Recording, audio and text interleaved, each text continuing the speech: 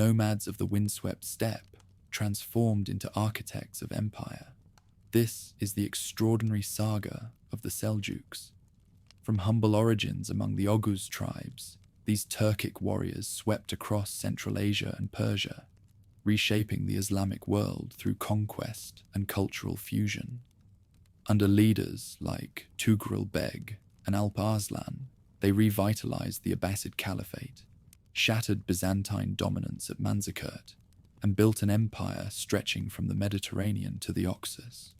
Though eventually broken by Mongol invasion, their legacy endured through exquisite architecture, innovative administration, and the blending of Turkish vigor with Persian refinement, creating foundations upon which later empires would build for centuries.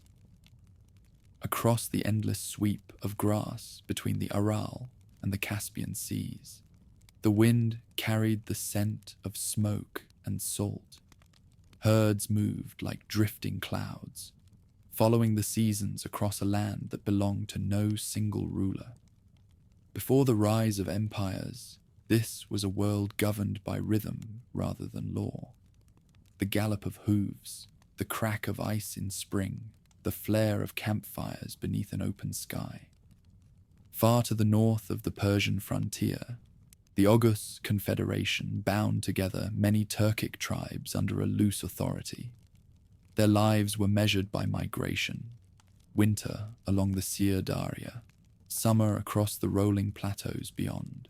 Banners marked each clan, colored with wolves, suns, or soaring hawks.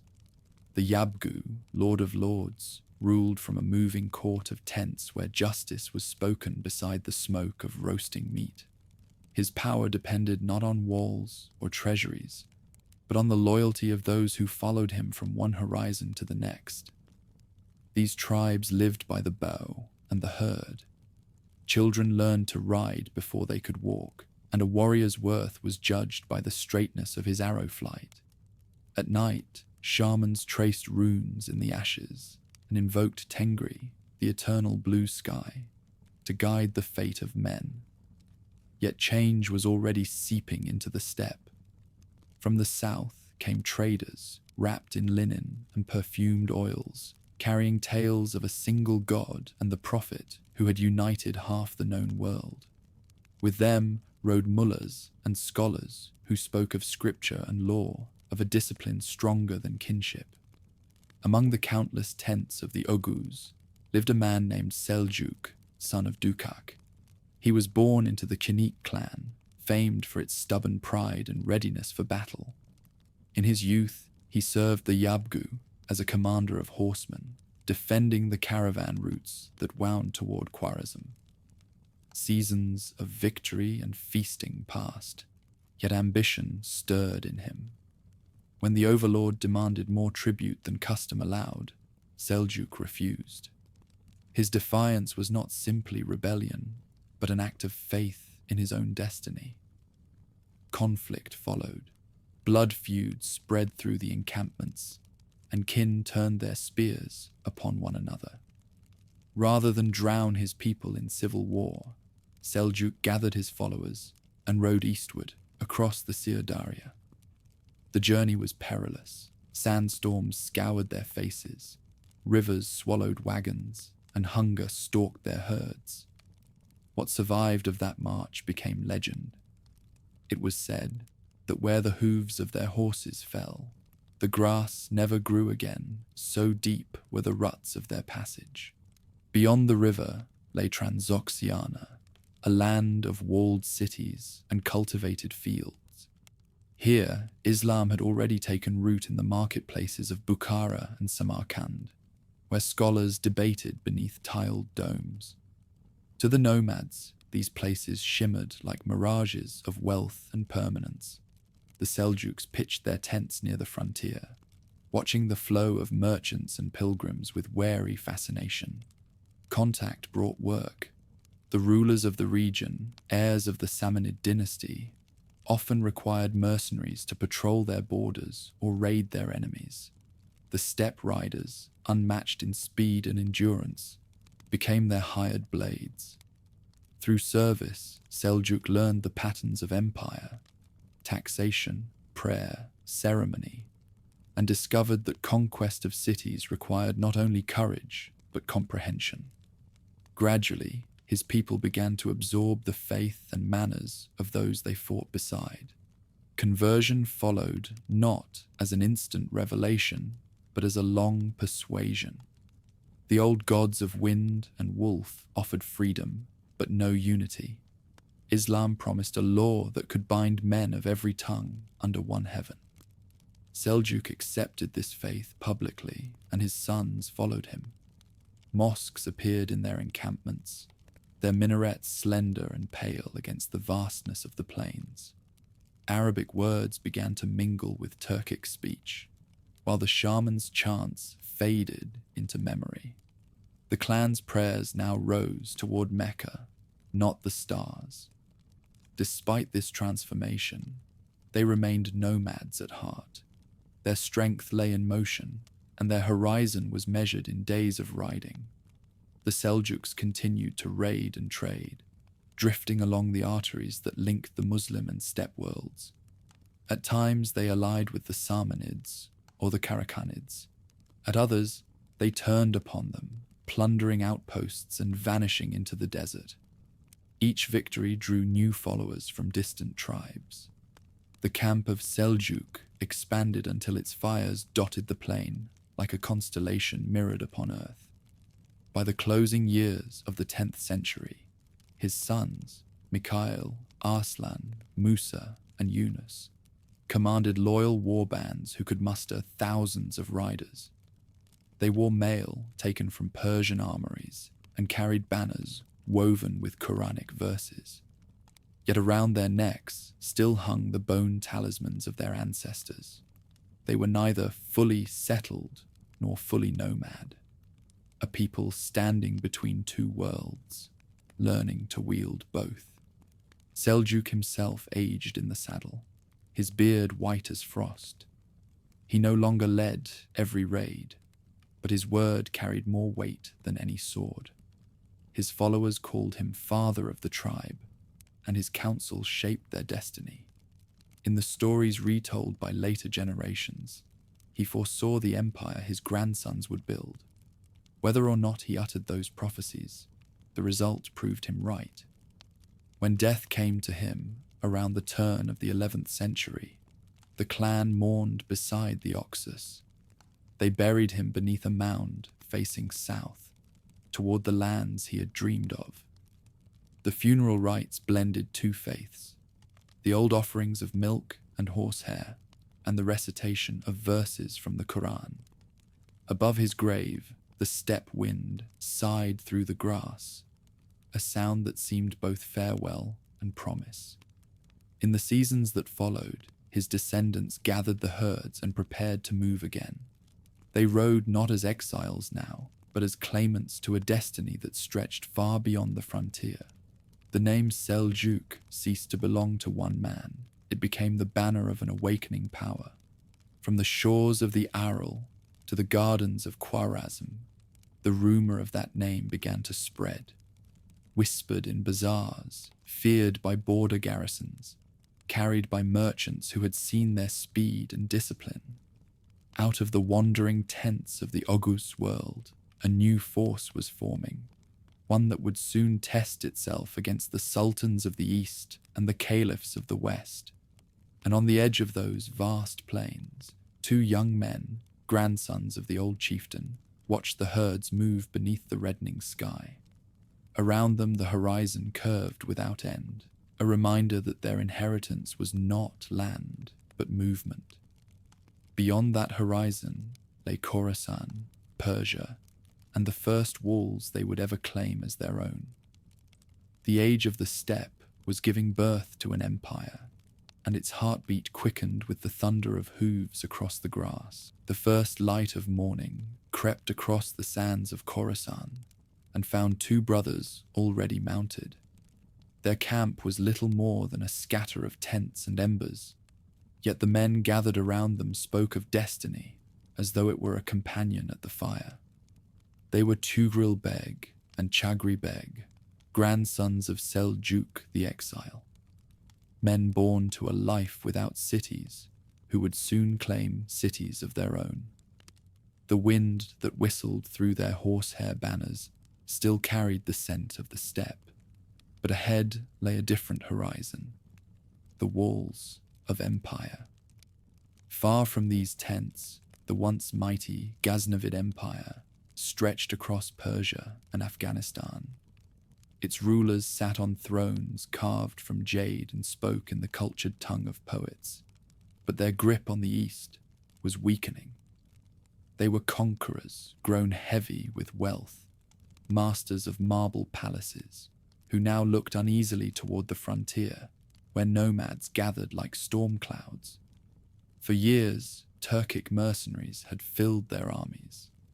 Now those same horsemen were beginning to act in their own name. In the decade after Seljuk's death, his descendants had multiplied and hardened. The clan's camps sprawled across the oases of Transoxiana and along the Oxus, where they raided for pasture and plunder. Among the brothers, Tughril possessed the mind of a strategist. Calm and deliberate, Chagri carried the heat of the steppe, impulsive yet loyal. Their followers called them the twin falcons of the tribe. Under their leadership, the Seljuks became more than a wandering host. They became an army. Their rise began in the dust-choked valleys that bordered Khorasan, a land fought over by Samanids, Karakhanids, and Ghaznavids alike.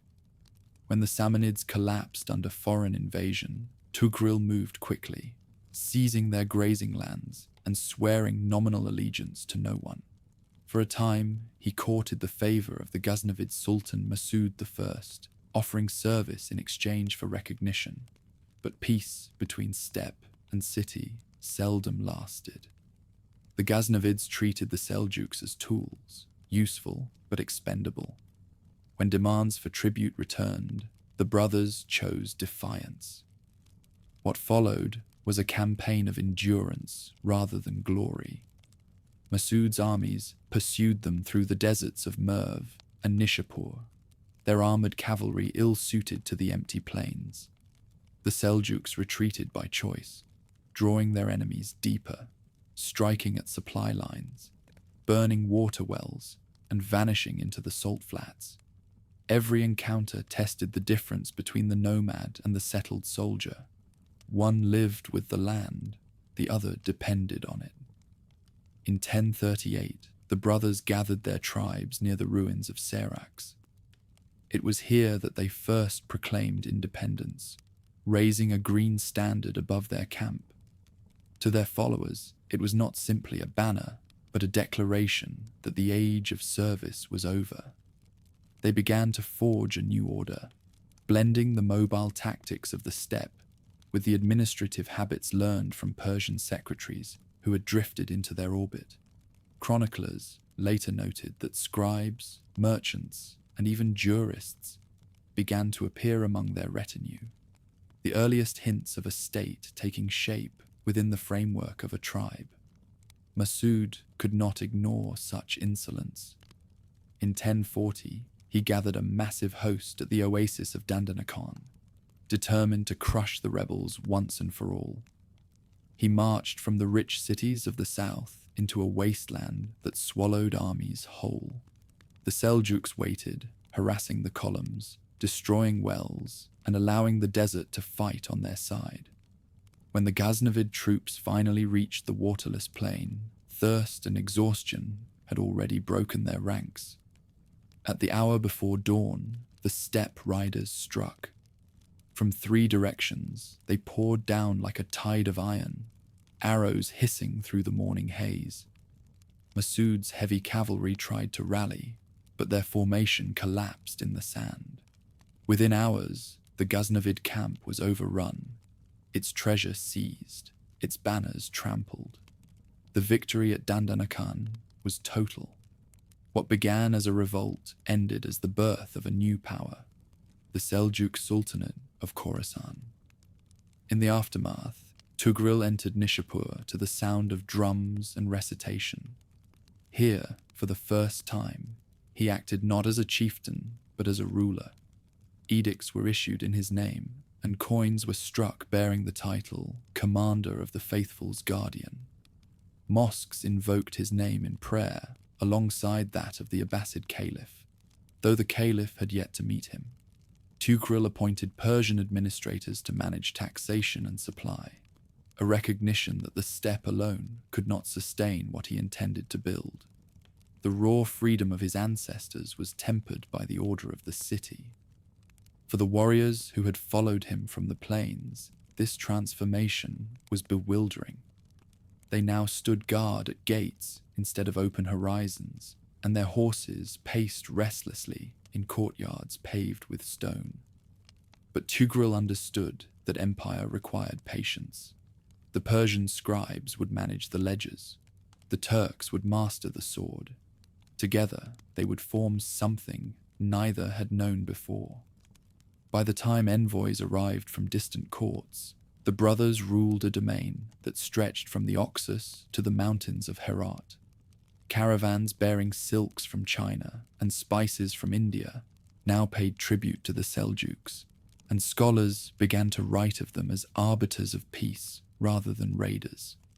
Still, the memory of the steppe lingered in their hearts. Each year, Tughril left the city for the open plain, where he could breathe the cold air of his youth and watch the herds move like rivers of bronze. The fall of Dandanakan sent ripples through the Islamic world. To some, it signaled the end of Ghaznavid arrogance. To others, the return of a purer, martial faith. In the markets of Baghdad, merchants whispered of a new dynasty rising in the east, one that claimed to fight for both order and belief. The Abbasid Caliph, hemmed in by Shia Buyids and rival emirs, listened with cautious hope. Perhaps these Turks of Khorasan could become allies, defenders of the Caliphate's fading authority, while intrigue and expectation gathered in distant capitals. The brothers were already planning their next move. The deserts that had once sheltered them now lay behind, and beyond the mountains stretched the heart of Iran, fragmented and rich. Tughril's scribes marked routes toward Ray and Isfahan, the twin prizes of the Persian plateau. Chagri trained new regiments of mounted archers, transforming tribal levies into disciplined soldiers. Every arrow that left their bows seemed to trace the outline of an empire yet to be drawn. In the dust of Khorasan, the last traces of the Ghaznavid banners rotted away. What replaced them was not yet the grandeur of later centuries, but the promise of it. A new kind of power had taken root, one born of the steppe, but destined to rule from the city. The brothers had shown that the horizon could be conquered, and in the echo of their triumphs, other rulers began to tremble. As the sun set over the broken fortresses of the desert, Tughril stood at the edge of his camp, watching the light fade from the mountains. Behind him, the songs of victory carried into the night, mingled with the low hum of the muezzin's call. Before him lay Persia, the Caliphate, and the untested burden of sovereignty. The nomads had found their kingdom, and soon the cities of the east would learn the rhythm of the steppe. The dust of Dandanakan had barely settled when the echoes of that victory began to reshape the map of the east. What had started as a tribal revolt now demanded to become a government. Tughril Beg ruled from Nishapur, yet his ambition pressed far beyond the city's sun-baked walls. He had no palace worthy of an emperor, no dynasty older than his own memory. But what he possessed mattered more: momentum. Every tribe that had once drifted freely across the steppe now looked toward Khorasan for command. Across Persia, the old powers trembled. The Buyid princes, Shia lords who had ruled in the Caliph's name for nearly a century, clung to their cities through intrigue and tribute. The Abbasid Caliph al-Qaim, still confined in Baghdad under their watchful eyes, survived only through ceremony. Between the fractured rulers of Iran and the silent Caliph of Iraq stretched a vacuum, and the Seljuks were already moving to fill it. From Nishapur, Tughril's banners advanced westward like the sweep of a storm. The first to fall was Ray, the city of scholars and merchants. Its citizens opened their gates rather than face the spears of the nomads, and Tughril entered as a conqueror who promised stability. Markets reopened under his protection, and sermons in the mosques named him the Sultan of Khorasan, a title both practical and prophetic. To the Persian secretaries who filled his chancery, he was the first step toward a new order. To the Turkmen soldiers in his ranks, he remained a brother of the steppe. Each conquest brought a lesson. The Seljuks learned how to garrison cities, how to levy taxes without destroying trade, how to employ men who wrote instead of rode. Tughril relied increasingly on Persian administrators, men who could translate the raw force of the steppes into the careful language of bureaucracy. Among them rose al-Kunduri, the first of many viziers who would define the machinery of Seljuk government. He built the institutions that transformed a nomadic confederation into a state: mint houses for coinage, offices for land grants, records for tribute. In the margins of those new ledgers, a nomad's dream hardened into empire. Beyond Ray lay Isfahan, a jewel of gardens and domes. Tughril approached it not as a raider, but as a ruler in waiting. His scouts surrounded the city, cutting off its water and supply lines. But when the gates opened, he forbade looting. To the citizens, this discipline felt like a revelation. The conquerors who rode in under his banners did not plunder. They governed. In Isfahan's courtyards, Arabic and Persian scholars debated theology under Seljuk protection, each astonished that a Turkic chieftain might safeguard learning rather than extinguish it. While Persia bowed, the wider Islamic world watched. Messengers reached Baghdad describing Tughril's victories and the order he had imposed across the east. For Caliph al-Qaim, such tidings carried both hope and risk. The Abbasid throne still glittered in name, but its shadow had long since faded. Shia Buyids dictated its policies, collecting taxes in its name and placing their banners above its gates. A Sunni revival led by armed nomads might either rescue the caliphate or erase it entirely. In 1054, the Sultan set his eyes on Iraq. The march west was deliberate, each step calculated to project legitimacy. Before entering the Caliph's domains, Tughril wrote to al-Qaim, declaring himself a defender of the Sunni order and a servant of the rightful Imam. His armies advanced through Hamadan and Qazvin, meeting little resistance. Persian nobles who had once served the Buyids now changed allegiance without battle. The Seljuk tide seemed unstoppable. Baghdad awaited, divided and anxious. The city that had once ruled the world now lay strangled by its own guards, its people caught between rival emirs and unpaid mercenaries. In the autumn of 1055, Tughril's vanguard reached the Tigris. Chroniclers speak of panic in the streets. Some feared a barbarian invasion, others prayed for deliverance.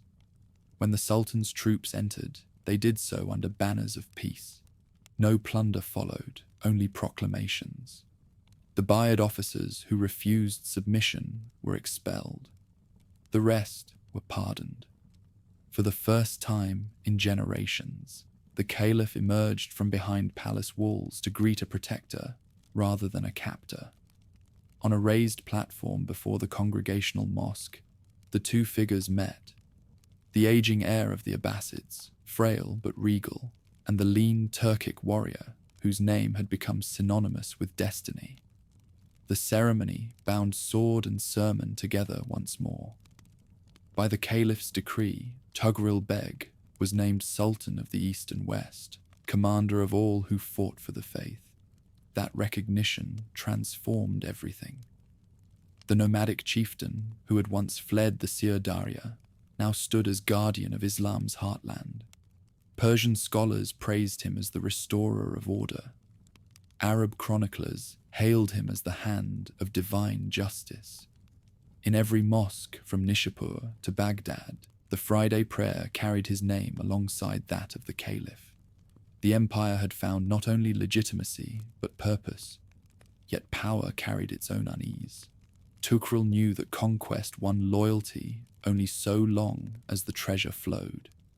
His realm stretched from the Oxus to the Euphrates, but the threads that held it together were fragile. Personal allegiance, marriage alliances, and the promise of plunder. Tribal chiefs murmured for reward, cities demanded protection. Persian bureaucrats maneuvered for influence. The Sultan, once free as wind, now ruled through the delicate balance of men whose languages and customs were not his own. In the palaces of Baghdad, the courtiers whispered of transformation. The steppe had entered the city, and the city had entered the steppe. Turkic guards stood beside Persian scribes. Nomad horsemen bowed before scholars of law. What emerged was neither purely Eastern nor Western, but something altogether new. A Seljuk synthesis that fused conquest with administration, fervor with reason. As spring came to Khorasan once more, Tughril left the capital to inspect his lands. He travelled lightly, as if unwilling to abandon the habits of his youth. From the saddle, he watched the caravans winding along the revived trade roads, the fortresses rising from the desert, the green fields returning to life under his protection. To those who greeted him, he appeared not as a conqueror, but as a force of restoration. Where others had ruled by fear, he ruled by movement, never still, never satisfied, always pressing toward the next horizon. The sun dipped behind the western hills as the Sultan's entourage returned to camp. Fires flared against the darkening sky, their smoke merging with the desert stars. Beyond those flames lay the lands still untouched by his command. The mountains of Armenia, the Byzantine frontiers, the cities of Syria.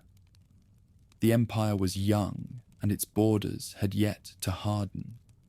But in that moment, Baghdad slept under the protection of the Seljuks, and the Caliph's voice carried once more across a united faith. Tughril had bound the fractured world of Islam into uneasy unity, held together by the will of one man who had learned to turn exile into power. His triumph would not last forever. No empire's dawn ever does. But it had begun with a nomad's vision of order. And somewhere beyond the Euphrates, new battles already waited beneath the same endless sky. When Tughril Beg died, the empire he had forged stretched farther than any of his people could have imagined. From the deserts of Khwarazm to the gardens of Baghdad. Yet power without succession is a fragile edifice. In the wake of his death, intrigue flickered through the palaces of the East like hidden fire. Nobles whispered, governors plotted, and distant generals weighed loyalty against ambition. From that uncertainty rose a new figure. Younger, sharper, and destined to carry the Seljuk name beyond the known frontier. Alp Arslan, the heroic lion, was the son of Chagri Beg, an heir to the warrior's inheritance. He was no wanderer like his grandfather, nor a builder like his uncle. He stood between the two, a ruler born of the steppe yet tempered by the city. When he claimed the throne in 1063, he inherited an empire not yet at peace. Rival cousins challenged his authority, restive tribes tested his patience, and the Caliph in Baghdad still watched cautiously from his court. But Alp Arslan possessed something that neither politics nor pedigree could supply: momentum carried by conviction. His early reign began not with conquest, but with consolidation. In Khorasan, he tightened the reins of command, rewarding the loyal and exiling the disobedient. At his side stood a man whose intellect would define the age, Nizam al-Mulk, the vizier whose vision transformed tribal rule into imperial structure. Where Tughril had relied on borrowed administrators, Nizam created institutions that would endure.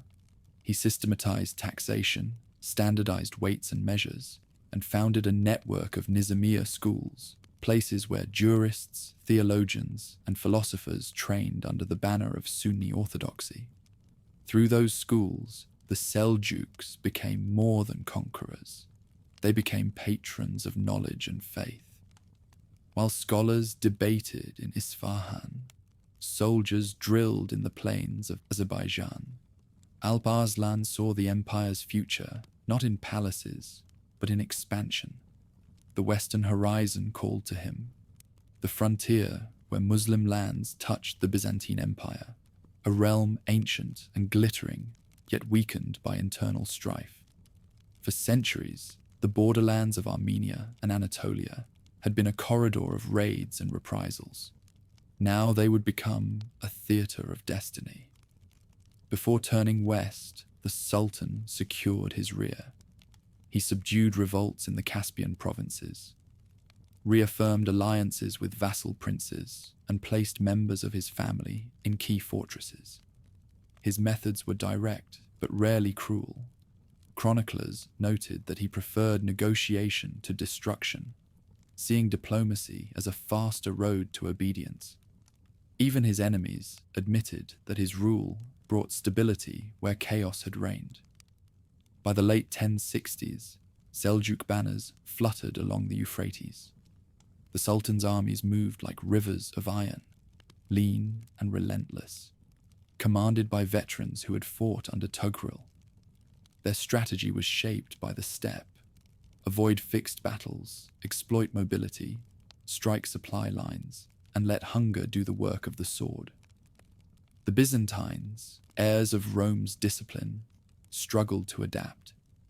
Their heavy armor and rigid formations withered under clouds of arrows that vanished before retaliation. Still, the empire to the west was not to be dismissed. The Byzantine emperor, Romanos IV Diogenes, sought to restore imperial dignity by driving the Turks back across the mountains. In 1071, he gathered a vast army, drawn from every corner of his dominion: Greeks, Armenians, Franks, and Normans, and marched eastward. Alp Arslan, meanwhile, had been campaigning in Syria, securing Aleppo and Damascus from local warlords. The news of Romanos's advance reached him on the march. To most rulers, the situation would have demanded retreat.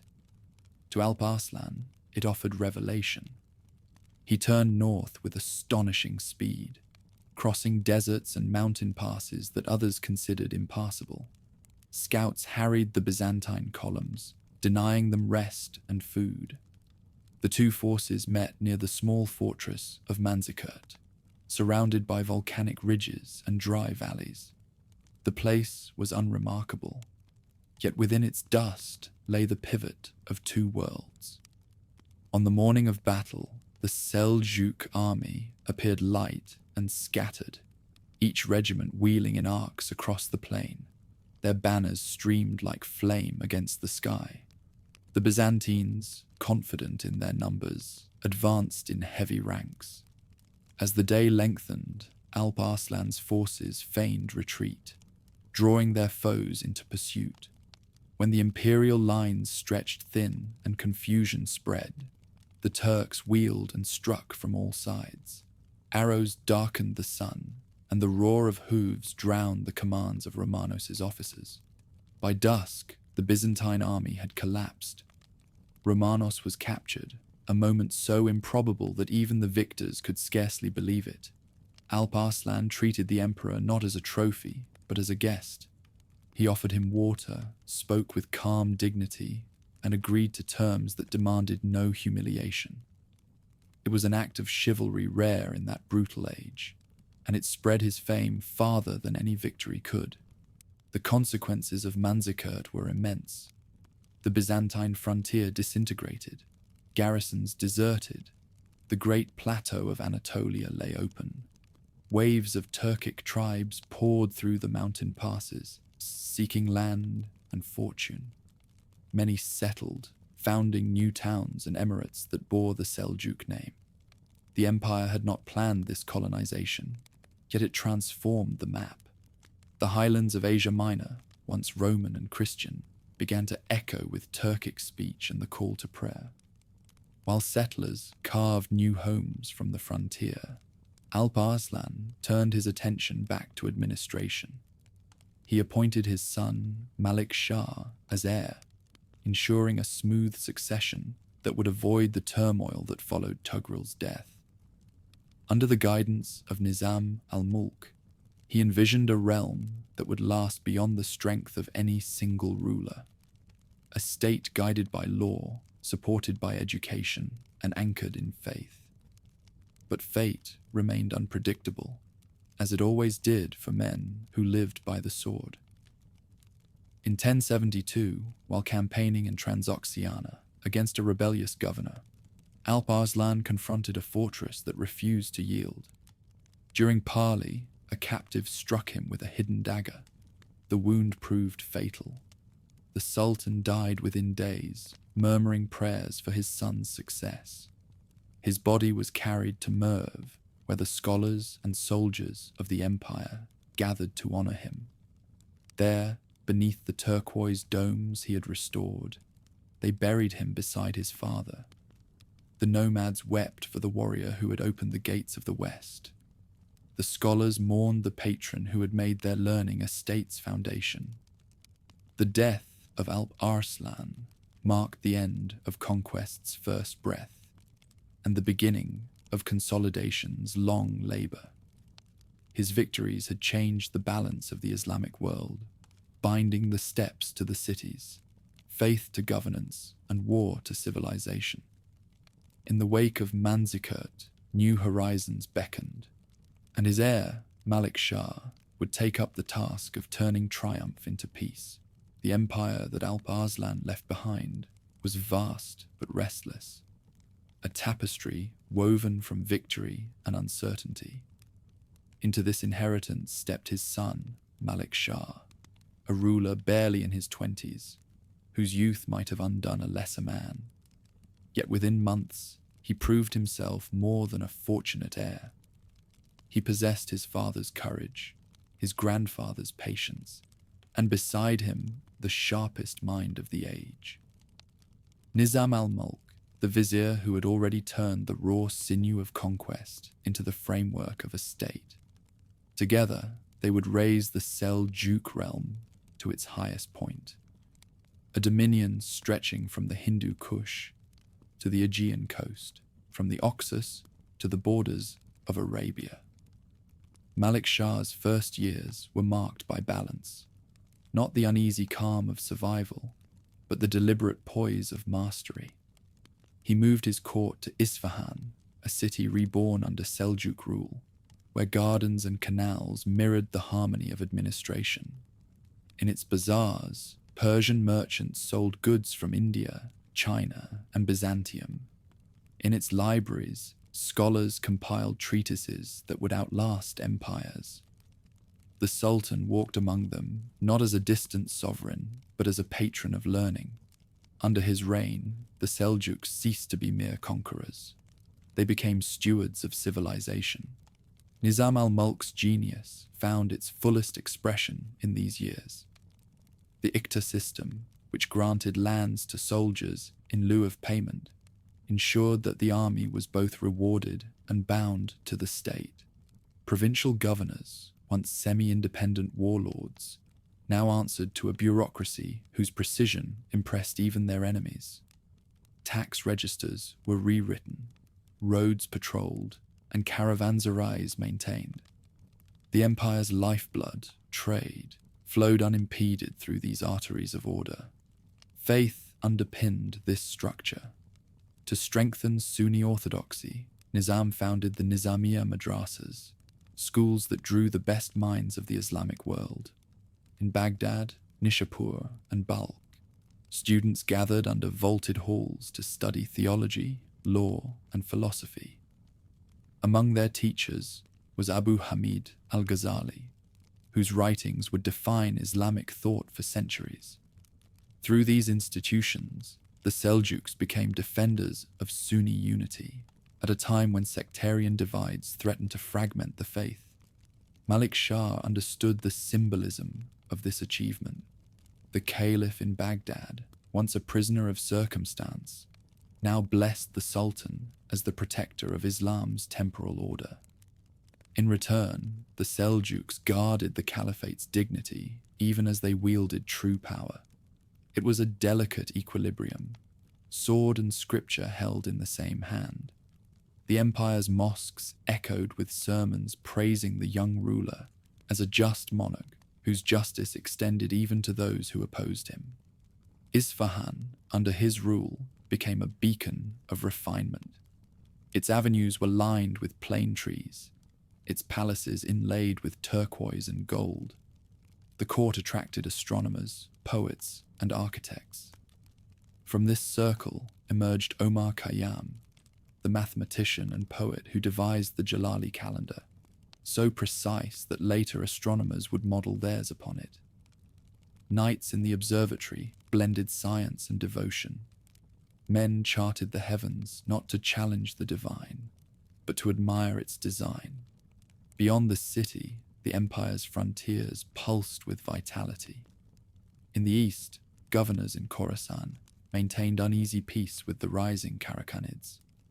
In the west, Anatolia bloomed under the Sultanate of Rum, a branch of the Seljuk family that had taken root after Manzikert. Their victories and settlements turned the plateau into a new homeland for Turkic peoples, transforming Byzantine provinces into Muslim lands in less than a generation. Within this prosperity, however, the first fissures appeared. The same network of princes that once secured the empire now threatened to divide it. Malik Shah's brothers and cousins ruled semi-autonomous regions, Kavurd in Kirman, Tutush in Syria, Barkiyaruk in the heartlands. Loyalty in such a vast realm was measured less by obedience than by ambition deferred. Yet Malik Shah managed them with deft diplomacy, reminding them that unity was their shared inheritance. Even so, shadows gathered beyond the borders of reason. In the mountains of northern Iran, the Nizari Ismailis, known later as the Assassins, carved fortresses into the rock. Their leader, Hassan-i-Sabah, proclaimed a rival vision of Islam, one ruled not by kings but by imams hidden from the world. Their daggers found targets in the markets of Ray and the palaces of Isfahan, striking fear out of proportion to their numbers. Malik Shah responded with caution rather than cruelty, understanding that ideas could not be killed by swords alone. The Sultan's reign embodied a rare balance between power and peace. His campaigns were swift and decisive, his governance measured and just.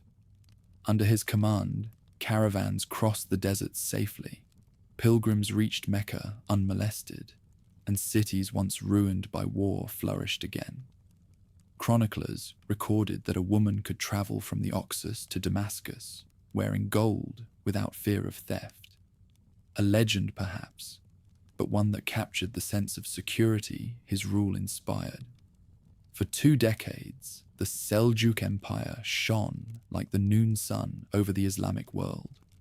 It absorbed the cultures it touched, blending Turkic vigor with Persian elegance and Arab learning.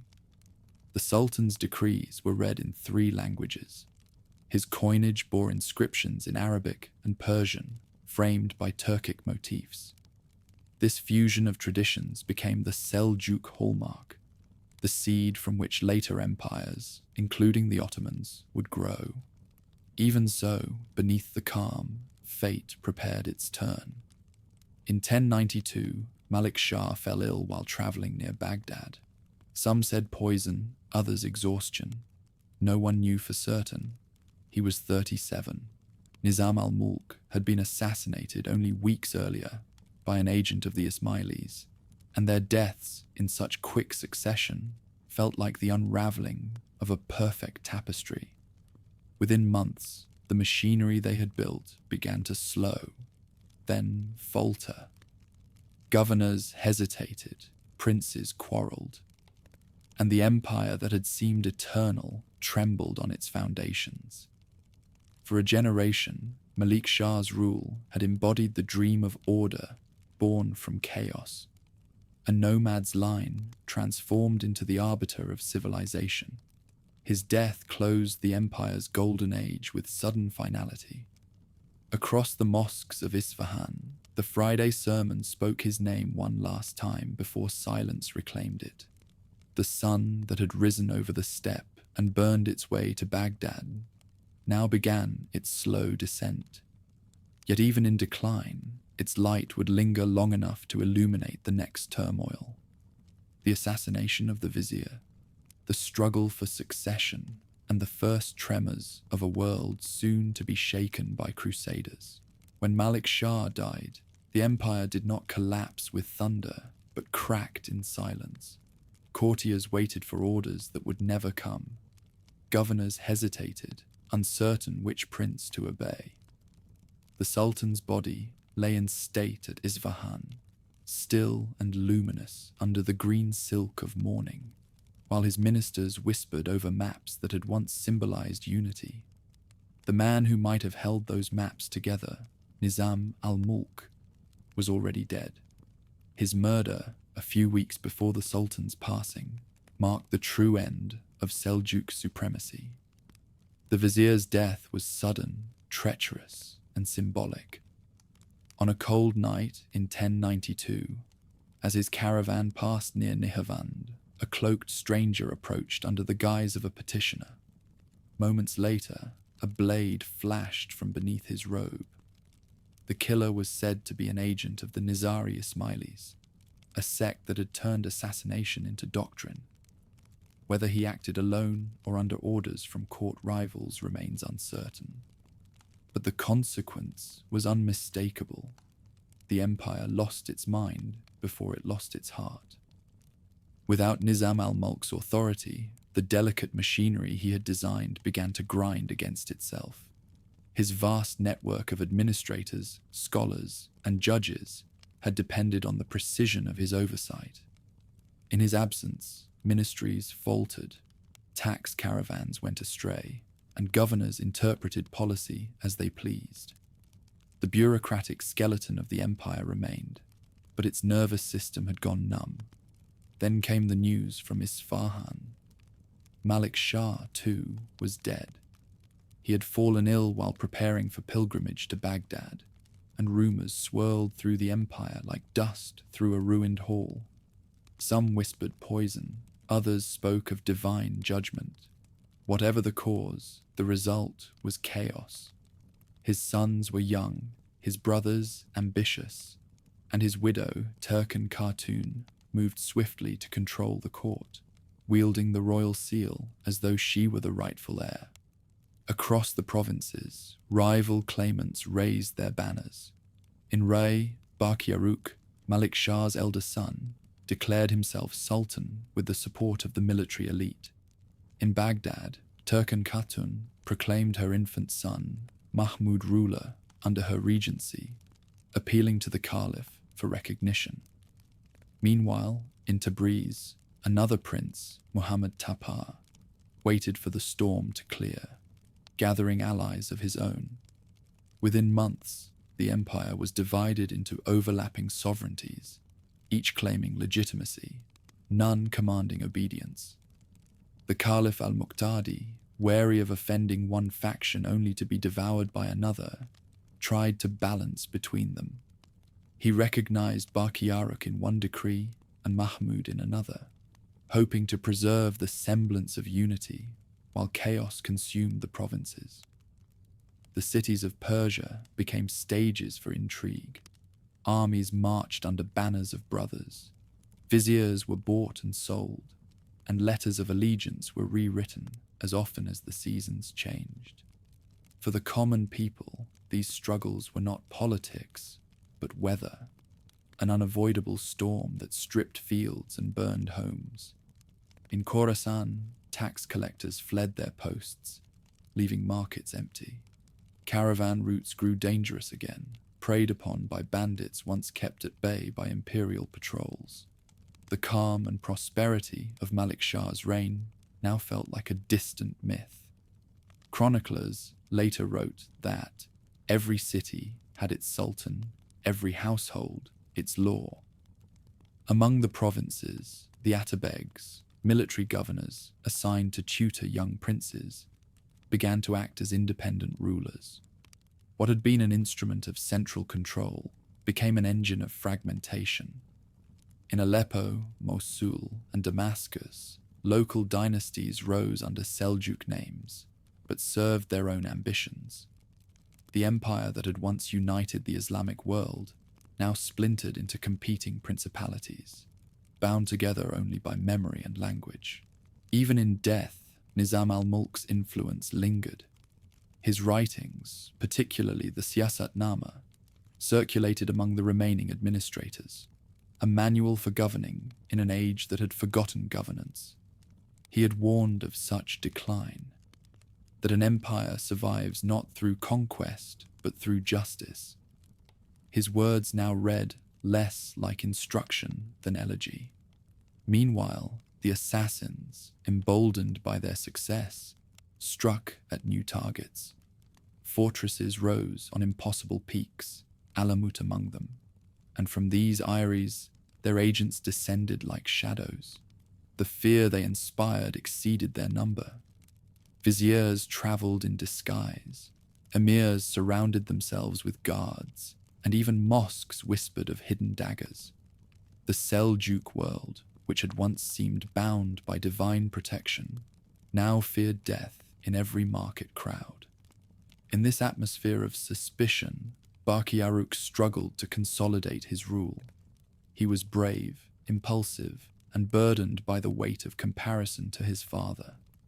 His campaigns against rival claimants bled the treasury dry, and every victory seemed to breed a new revolt. He defeated Mahmud's forces near Isfahan, only to face rebellion from his uncles in Syria and Fars. The empire no longer moved as one body. It thrashed like a wounded animal. The Caliph, watching from Baghdad, understood that the balance of power had shifted irrevocably. No longer could one sultan command both east and west. The Seljuk world had entered its era of divided sovereignties, brothers ruling in rivalry, provinces obeying out of habit rather than fear. The unity that had once restored the caliphate's dignity now threatened to erase it again. Still, the name Seljuk retained its aura. To the cities that remembered Tughril's justice or Malik Shah's prosperity, that name carried the echo of stability. Even rival princes invoked it to legitimize their claims. The idea of the empire endured, though the empire itself was dissolving. By 1095, after 3 years of war, Barkiyaruk emerged as the nominal victor, ruling from Baghdad to Khorasan. His triumph, however, was hollow. The treasury was empty, the provinces autonomous, and the army divided between tribal loyalties and unpaid mercenaries. The dream of a single Seljuk order had ended.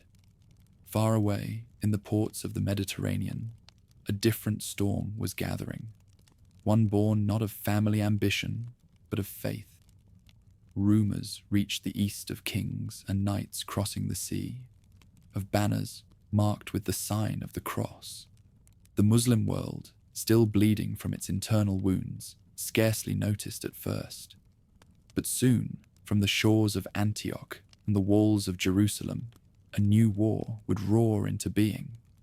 The empire that had once united Islam under one standard would now face a challenge unlike any before. In the shadow of assassinations and civil war, the Crusaders were coming. The news arrived like a fable too absurd to believe. Armed pilgrims had crossed the sea. They spoke of liberation, of holy war, of reclaiming lands that had not belonged to their ancestors for centuries. To the Seljuk princes, who ruled in fragments of the once great empire, these tales sounded like the exaggerations of merchants. Yet the rumour thickened into reality. In the year 1096, the first armies of the Crusade marched across Byzantine lands and descended upon the east. A tide of armoured strangers under banners painted with the cross. The Seljuk world at that moment was a map of disunity. Malik Shah's heirs still warred in Persia and Iraq. Barkiyaruk held Baghdad but not peace. Tutush, his uncle, ruled Syria in uneasy independence. And in Anatolia, Caliph Arslan I struggled to hold the Sultanate of Rum together after years of internecine war. The empire that had once stretched unbroken from the Oxus to the Mediterranean was now a mosaic of quarrels, each province rich, each ruler cautious, none united. In the west, the Turks of Anatolia had spent a generation carving new lives out of the ruins of Byzantine dominion. The plateau had filled with nomads and settlers who built towns where imperial estates once stood. Roads once patrolled by Greek soldiers were now guarded by Turkmen tribes, who moved between agriculture and raiding with equal ease. Caliph Arslan ruled from Nicaea, a city wrested from Byzantium and reshaped into a Seljuk capital. His warriors were fierce but few, his alliances fragile. He had enemies among neighbouring beyliks, rivals who measured every Seljuk success as a threat to their own freedom. When the first wave of Crusaders reached his borders, they were not knights, but peasants, untrained, ill-armed, driven by visions of prophecy. This so-called People's Crusade was crushed swiftly. The plains of Anatolia devoured them, yet in their wake came a force of another kind, princes of France, dukes of Normandy, counts of Flanders, each commanding disciplined knights and bound together by the promise of divine redemption. To Caliph Arslan, they appeared at first as another raid to repel. To history, they marked the beginning of transformation. In 1097, the crusading host, escorted by Byzantine guides, surrounded Nicaea. The siege lasted weeks. Despite Caliph Arslan's attempts to relieve the city, the defenders, starved and terrified, surrendered not to him, but to the Byzantines. The fall of his capital was a humiliation that shattered his authority. Forced to retreat deeper into the plateau, he lured the enemy into the narrow valleys near Dorilaeum. There, on the first day of July, he struck. A sudden, furious ambush that nearly broke the Christian army. But the Crusaders held firm until reinforcements arrived, turning disaster into triumph.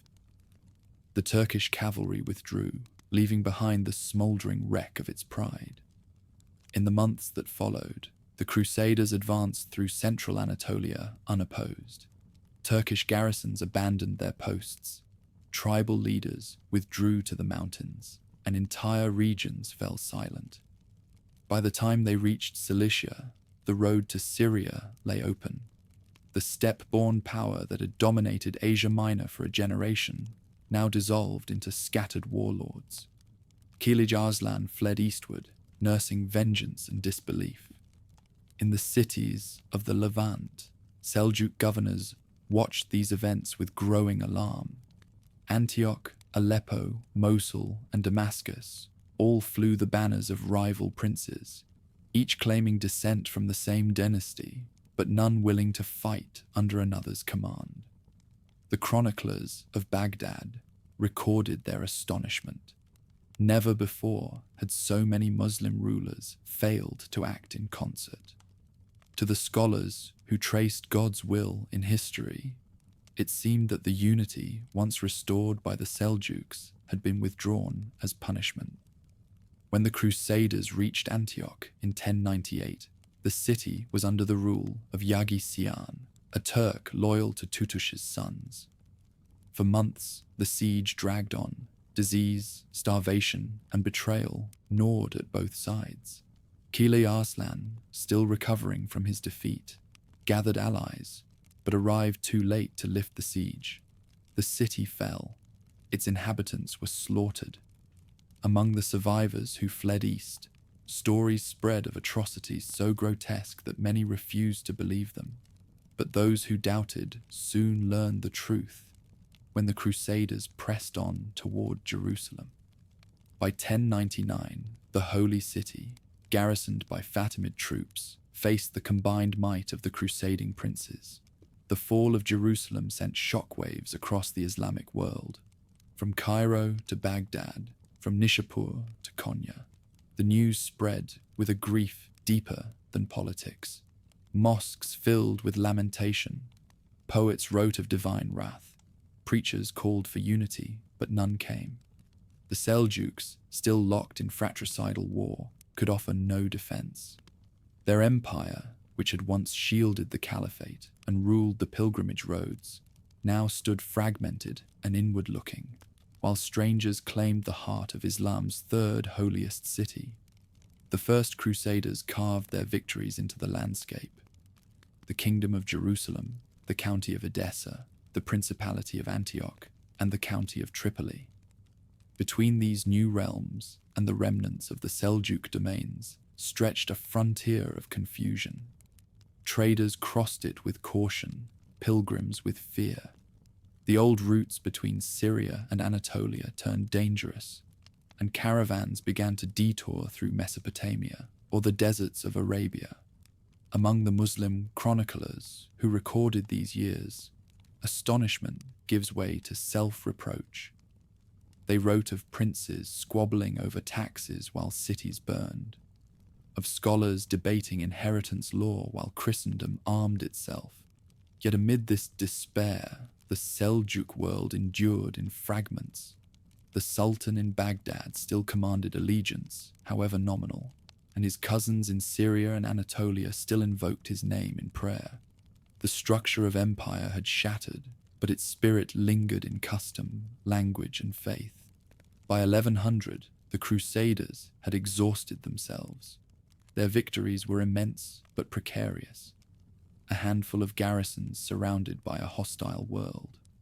In the Seljuk East, Muhammad Topar, Barkiyaruk's brother, was gathering strength, determined to restore the unity his predecessors had squandered. The clash between Crusader ambition and Seljuk recovery would define the next generation. For now, the West celebrated while the East mourned. The crescent and the cross faced each other across the walls of Antioch and Jerusalem, each convinced of divine favor, each blind to the cost of its faith. The First Crusade had succeeded, not because the invaders were stronger, but because their enemies had forgotten how to be one.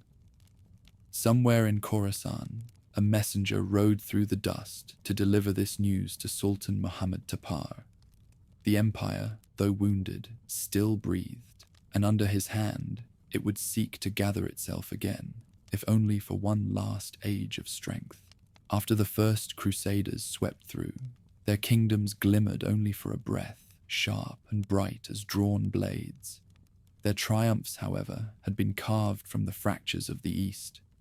While Syria burned and Anatolia bled, a quieter struggle unfolded across Persia. The slow, deliberate effort to bind the Seljuk world together once more. The work of rebuilding fell to two men of the same blood. Muhammad Topar, the son of Malik Shah, and Ahmad Sanjar, his younger brother, the last great prince of their house. When Muhammad Topar took the throne in 1105, the empire he inherited was an empire only in name. Barkiyaruk's wars had drained its treasuries and scattered its loyalty. Cities paid taxes to whoever held their gates. Provinces obeyed the strongest army within reach. Yet even in this exhaustion, the Seljuk name still commanded respect. The Caliph in Baghdad acknowledged Muhammad as Sultan, while rival princes hesitated to challenge him outright. With cautious patience, he began to rebuild. His first task was to restore the arteries of administration that had collapsed after Nizam al-Mulk's death. From Isfahan, he revived the system of Ikta grants. ensuring that soldiers received their lands directly from the Sultan rather than from local governors. Tribute began to flow again, and with it came stability. Persian secretaries returned to their ledgers, scribes to their offices, and tax collectors to their caravans. The hum of bureaucracy returned, the quiet sound of empire rediscovering itself. In these same years, the Nizari Ismailis remained the ever-present spectre on the horizon. Their mountain strongholds dotted the Iranian plateau like dark stars, defying siege and inspiring terror. Muhammad Taqi understood that brute force could not easily dislodge them. Instead, he waged a campaign of attrition, isolating their trade routes, bribing allies to defect, and launching swift raids that wore down their resolve. His victories were small but cumulative. The assassins retreated deeper into their stone citadels, turning from open rebellion to guarded survival. Despite his successes, unity remained elusive. The empire's provinces had grown used to independence. In Syria and Anatolia, Seljuk princes ruled as semi-sovereign monarchs, minting their own coins and negotiating with Crusaders and Byzantines alike. Even in Khorasan, the distant marches of the East, loyalty was bound not to a throne, but to a personality. There, Ahmad Sanjar had established his own dominion, a realm of order and prosperity that would soon eclipse his brothers. Sanjar's court at Merv became the envy of the Islamic world. While the western provinces fought over titles, Khorasan glowed with confidence. Caravanserais lined the roads, mosques rose beside canals, and scholars gathered beneath turquoise domes to debate philosophy and astronomy. Persian literature reached a new refinement, and poets such as Anvari and Kakani sang of kingship, love, and fate. Sanjar's realm was smaller than Malik Shah's, yet more secure, and in its discipline, many saw a reflection of the empire's former grandeur. Unlike his predecessors, Sanjar preferred continuity over conquest. He ruled through compromise, balancing Turkic emirs, Persian administrators, and Arab clerics in an uneasy harmony. His viziers, following the old principles of Nizam al-Mulk, maintained schools and endowments that trained the next generation of jurists. Sunni orthodoxy flourished, yet Sanjar was no zealot. He allowed debate within limits, believing that faith, like empire, required structure, but not rigidity. Under his watch, Khorasan became a sanctuary for art and intellect. Historians chronicled the Seljuk past with reverence. Astronomers charted the stars with mathematical precision. Even in Baghdad, where the Caliph still held court, people spoke of Sanjar's domain as the true heart of the Muslim East. Yet every empire that turns inward begins to forget the restlessness that birthed it. Beyond Sanjar's borders, new powers were stirring. Khwarezm in the north, the Karakhanids beyond the Oxus, and tribal confederations that no longer feared the Sultan's cavalry. While he tended his gardens of order, the wild grass beyond the walls began to grow unchecked. When Muhammad Taqi died in 1118, Sanjar inherited not only the eastern provinces, but the imperial title itself. He became Sultan of the Great Seljuks, a title that sounded grander than the reality it described. His authority stretched in theory from the Caspian to the Tigris, yet in practice, much of that world obeyed him only in prayer.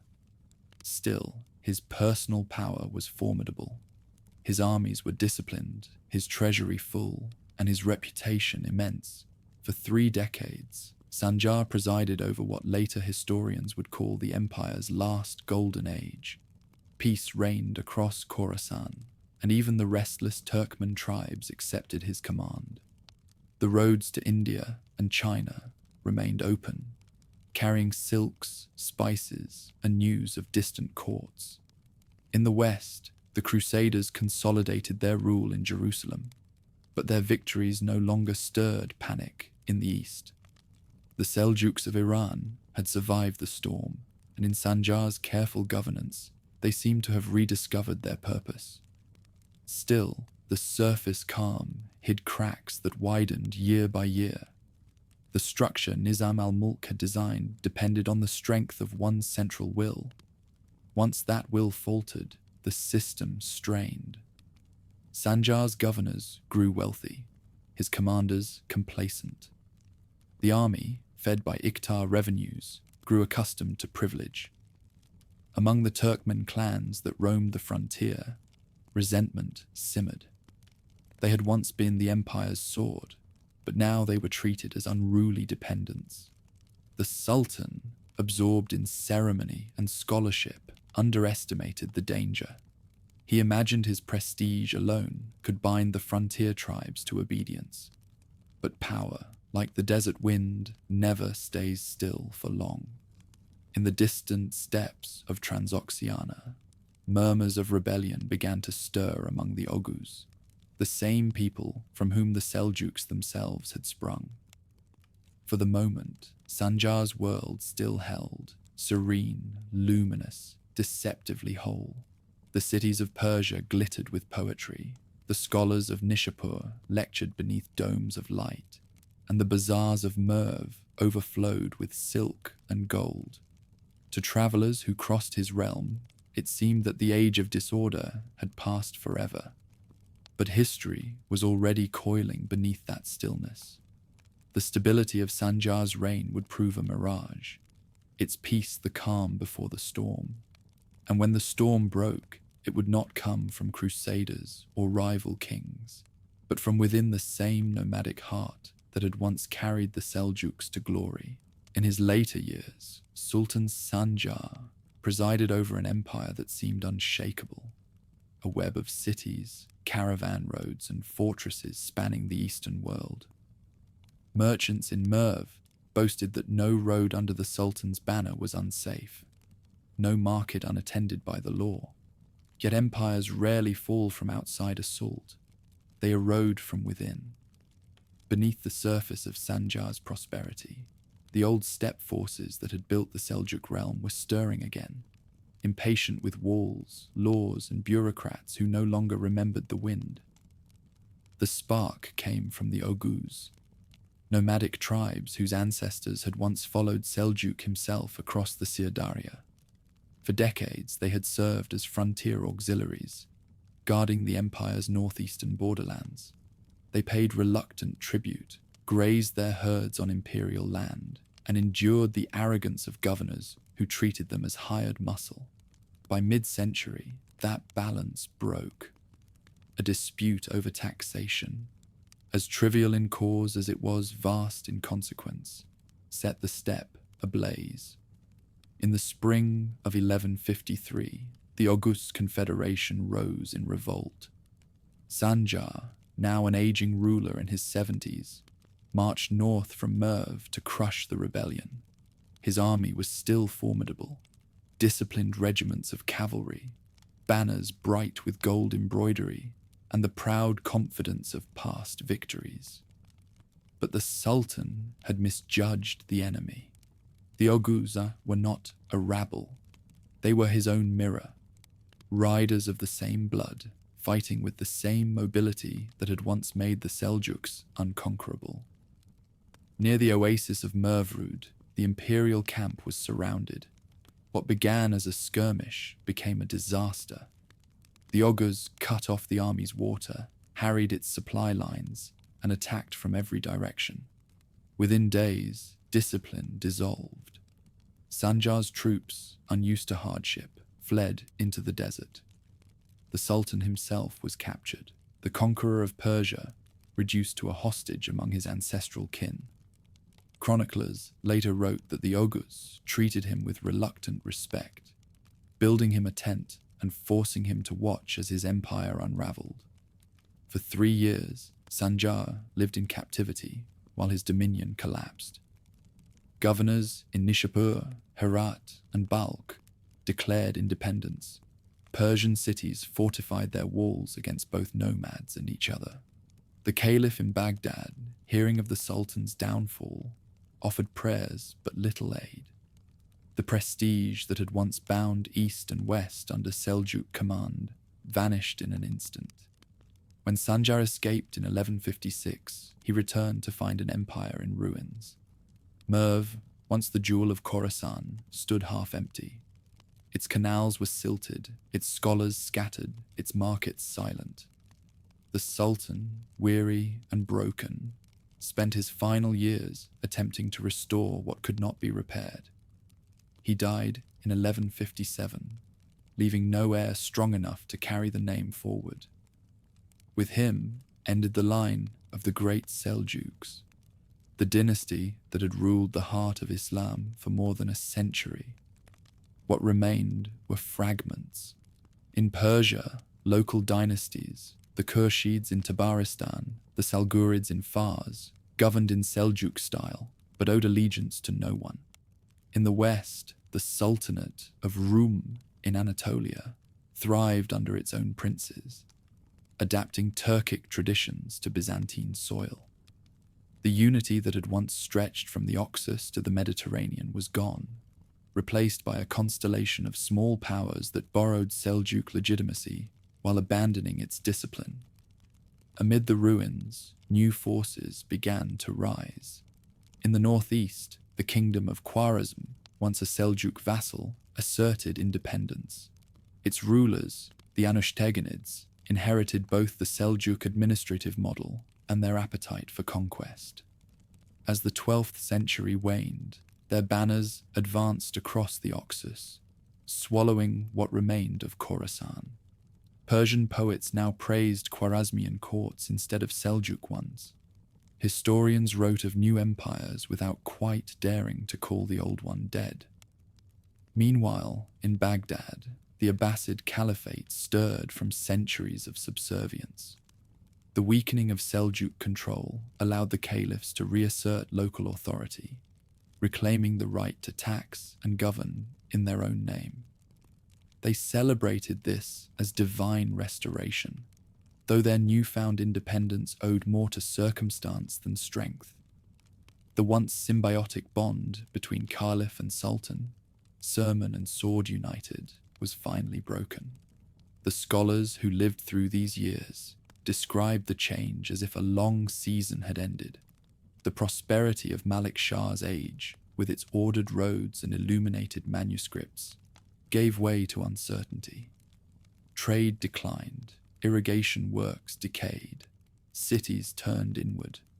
The spirit of the Seljuks, however, survived in subtler ways. In the bureaucracies they had built, the madrasas they had endowed, the legal schools they had protected. Even in decline, they had transformed the Islamic world's texture.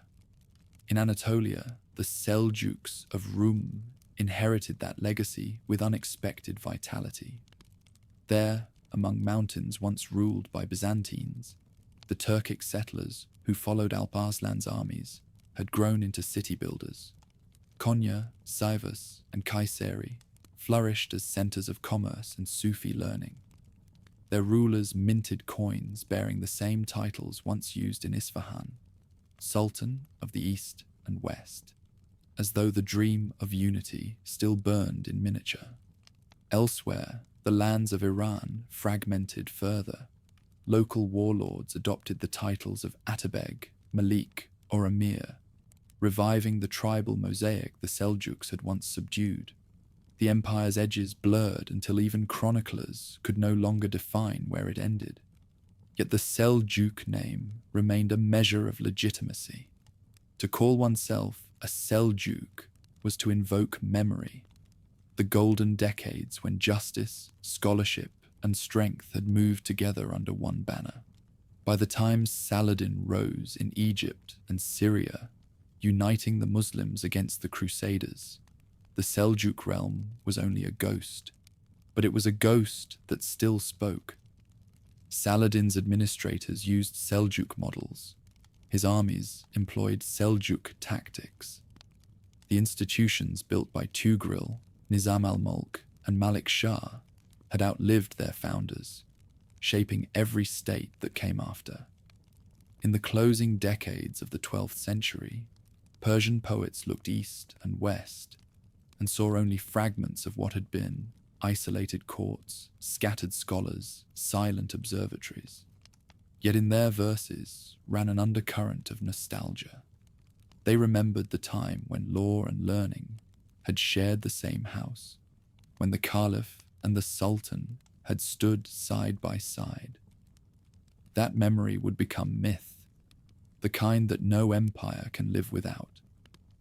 The great Seljuks had fallen, but their descendants endured in Anatolia's plains, in Persia's chancelleries, and in the imagination of a world that still dreamed of unity. And in those dreams, the hoofbeats of their horses never quite faded.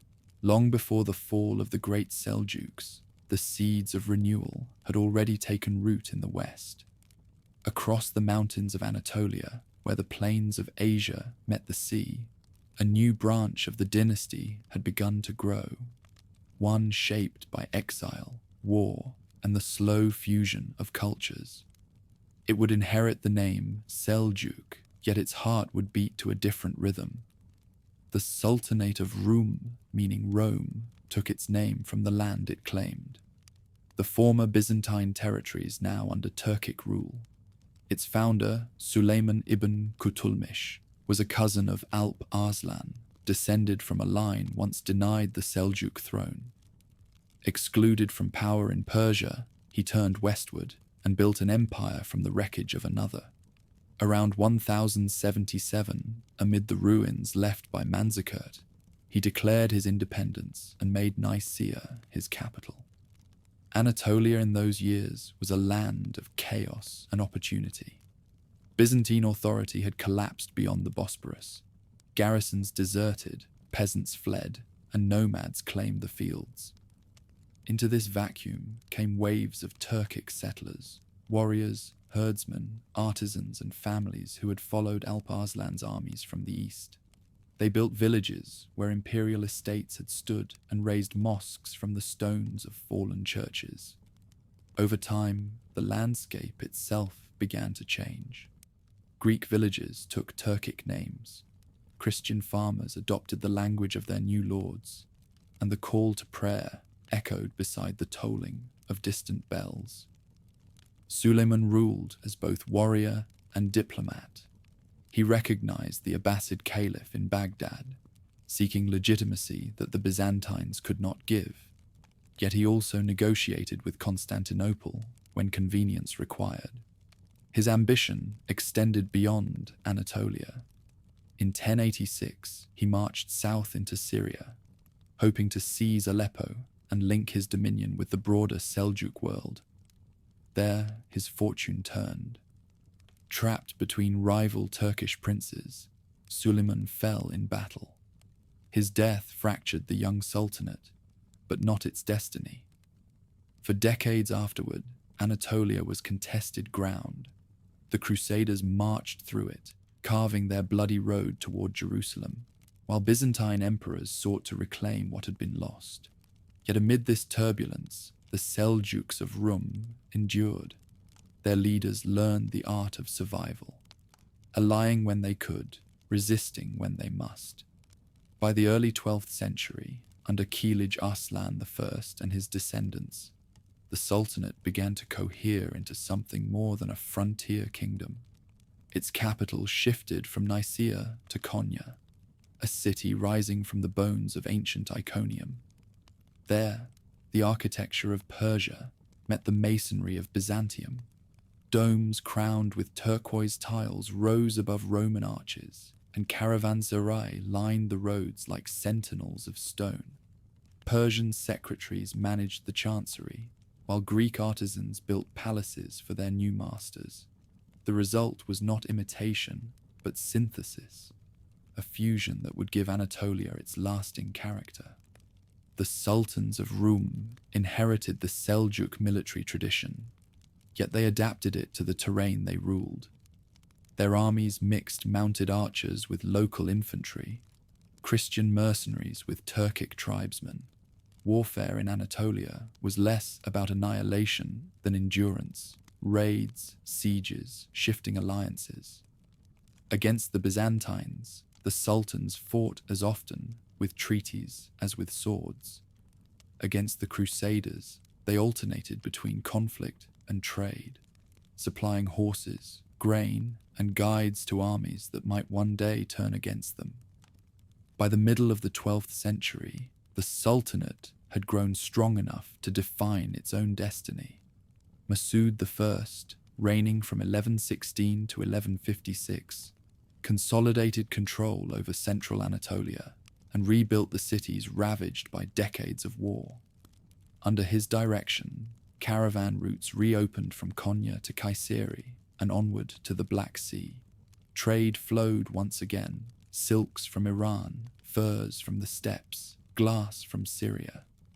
Markets filled with Greek, Armenian, and Arab merchants bargaining in a dozen tongues. The court of Masud mirrored this diversity. Poets from Persia, jurists from Baghdad, and local craftsmen shared the same patronage. While the great Seljuks of Iran faded into history, their Anatolian cousins thrived on mixture. Islam here was confident but flexible, shaped as much by Sufi mystics as by orthodox scholars.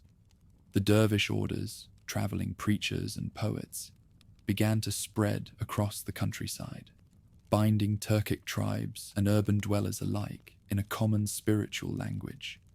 Their lodges, humble at first, would later become the soul of Anatolian Islam.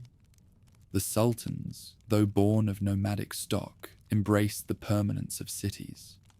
Konya blossomed into a new Isfahan, its palaces adorned with marble and gold, its libraries filled with manuscripts rescued from the East. The arts of architecture and calligraphy flourished. Stone gates bore verses from the Quran carved beside geometric stars. From the high roads of Sivas to the mountain fortresses of Antalya, the mark of Seljuk artisanship spread, austere, intricate, enduring.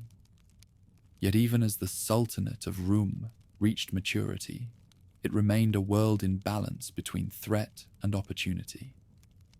To the west, the Byzantine Empire revived under the Komnenoi, pressing again into the frontier.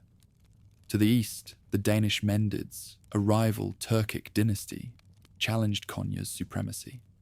Within Anatolia itself, the diversity that enriched the state also made it fragile. Armenians, Greeks, and Turkmen each sought autonomy under Seljuk rule. The sultans answered with pragmatism, tolerance where possible, force where necessary. By the end of the 12th century, the Sultanate of Rum had become the stable heart of Anatolia. Its rulers minted coins bearing both Arabic inscriptions and the image of a lion and sun, a symbol that fused Turkic myth with Persian artistry. Its cities were open to merchants from Venice and Genoa, its scholars to the mystics who wandered from Khorasan. The echoes of the old empire still guided it, yet its spirit was unmistakably new, Anatolian, mercantile, and confident. While the eastern Seljuks vanished under the weight of rebellion and invasion, the western branch endured by adaptability. The lessons learned from centuries of movement had turned into an art of staying still, of governing, building, and blending. And in that stillness, a new kind of power began to grow, one rooted not in the steppes' freedom, but in the city's permanence. On a winter's night near the year 1200, the towers of Konya glowed with lantern light. In the royal palace, scribes worked by candle flame as envoys from Byzantium waited for audience. Beyond the walls, caravans rested after journeys from Aleppo, Mosul, and Tabriz. The empire that had once been born of nomadic exile had found a home. The Seljuk star had shifted westward, its brilliance steady against the dark. But beyond the mountains of Persia, the world was stirring again. A new century would bring both triumph and terror, and the Sultanate of Rum at the height of its prosperity, would soon hear the thunder of hooves that no fortress could withstand. By the turn of the 13th century, the Sultanate of Rum stood at the height of its splendor. The scars of war had faded. The land between the Taurus Mountains and the Aegean shimmered with cities, fields, and caravan routes. Across Anatolia, mosques rose beside Byzantine basilicas, and the languages of merchants mingled in the markets of Konya and Kayseri. What had begun as a colony of exiles now claimed the mantle of empire. The Sultan who presided over this renewal was Khusro I, a man of uncertain fortune and remarkable resilience. Twice driven from his throne, twice restored, he ruled with a blend of caution and ambition born from survival. His reign marked the transition from conquest to permanence, the transformation of a frontier principality into a confident state. He rebuilt Konya's walls, reformed its coinage, and reopened the caravan routes that link the Mediterranean to the heart of Asia. Under his protection, Anatolia became not merely a refuge for Turks, but a bridge between civilizations. When Khusro fell in battle in 1211, his son Kaikous I continued his father's work, negotiating peace with Byzantium and extending the Sultanate's influence across the Black Sea ports. Yet the dynasty's true brilliance would come with Kaikos's brother and successor, Alaeddin Kaikubad I, a ruler whose name would become synonymous with prosperity, architecture, and enlightened power. Kaikubad ascended the throne in 1220, at a moment when fortune favored Anatolia. The Crusader kingdoms to the south were exhausted, Byzantium weakened by civil strife, and the Mongol tide not yet upon the world. Between these collapsing giants, the Sultanate of Rum flourished in calm isolation, free to build rather than defend. Kaikubad proved the ideal craftsman for this interlude of peace. From his capital in Konya, he envisioned an empire of stone and order. Fortresses rose on the frontiers. Cities expanded under meticulous planning. He fortified Kayseri, adorned Sivas with madrasas, and transformed Alanya, once a pirate stronghold, into a gleaming port that opened Anatolia to Mediterranean trade. Travelers from Egypt and Venice alike marveled at the precision of his roads and the safety of his domains. The Sultan's court became a refuge for poets, architects, and scholars displaced from the east, carrying with them the intellectual heritage of the fading Persian world. Commerce was the lifeblood of Kaikubad's reign. Caravansaries, monumental inns built at intervals along the main highways, offered rest and protection to travelers. Their courtyards echoed with the sound of hooves and the murmur of many tongues, Persian, Arabic, Greek, and even Latin. These sanctuaries of exchange, protected by royal decree, knit the Sultanate into the global web of trade that stretched from the Indian Ocean to the Adriatic. Within their walls, merchants weighed silk against silver, spices against glass, while Sufi dervishes offered prayers for their journeys. Under Kaikubad, Anatolia's prosperity became visible in its architecture. The Sultan Han near Aksaray, the Alaeddin Mosque in Konya, and the citadels of Alanya and Kayseri stand as monuments to an age when power sought permanence through beauty. The Sultan's own palace at Konya shimmered with mosaics and marble, its halls adorned with turquoise tiles that mirrored the Anatolian sky. Chroniclers described his reign as a second Isfahan, a golden age reborn west of the Euphrates. The Sultan's vision extended beyond architecture to diplomacy. He fostered ties with the maritime republics of Venice and Genoa, granting them trading privileges in exchange for naval expertise. Their ships carried Anatolian grain and textiles across the Mediterranean, returning with glassware, cloth, and ideas. Through these exchanges, the Sultanate of Rum joined the commercial network that would later sustain the Renaissance. A bridge not only of geography, but of culture. Kaikubad's rule was not without tension. The Armenian kingdom of Cilicia and the Byzantine successor states still tested his borders. In the east, the Khwarezmian Empire, expanding after the collapse of the great Seljuks, brushed against the Anatolian frontier. Kaikubad managed these challenges through a careful balance of force and negotiation. His armies, well-trained and diverse, combined Turkic cavalry with Armenian and Frankish mercenaries. When war came, it was swift and precise, a demonstration of strength rather than desperation. Yet the Sultan's greatest achievement lay not in conquest, but in cohesion. Anatolia under his reign became a world of mingled peoples bound by law and tolerance. Greek farmers worked the same fields as Turkmen nomads. Armenian merchants financed caravans guarded by Muslim soldiers. The courts of Konya dispensed justice in Arabic, Persian, and Turkish alike. Faith, for all its differences, coexisted within the boundaries of order. Still, history offers no lasting peace. From the east, whispers began to reach the Sultan's court. Tales of horsemen who left no survivors, of cities consumed by fire and dust. The Mongols, newly risen under Genghis Khan, had already shattered Khwarezm and burned the ancient cities of Transoxiana. Their scouts were sighted beyond the Caspian, their envoys at the gates of Persia. Kaikubad, ever cautious, strengthened his fortresses and gathered intelligence, sensing that the calm which had defined his reign could not endure forever. When he died suddenly in 1237, the unity he had preserved began to fray. His son, Khusro II, inherited a realm rich but vulnerable. The court divided between factions, Turkmen generals, Persian administrators, and ambitious emirs.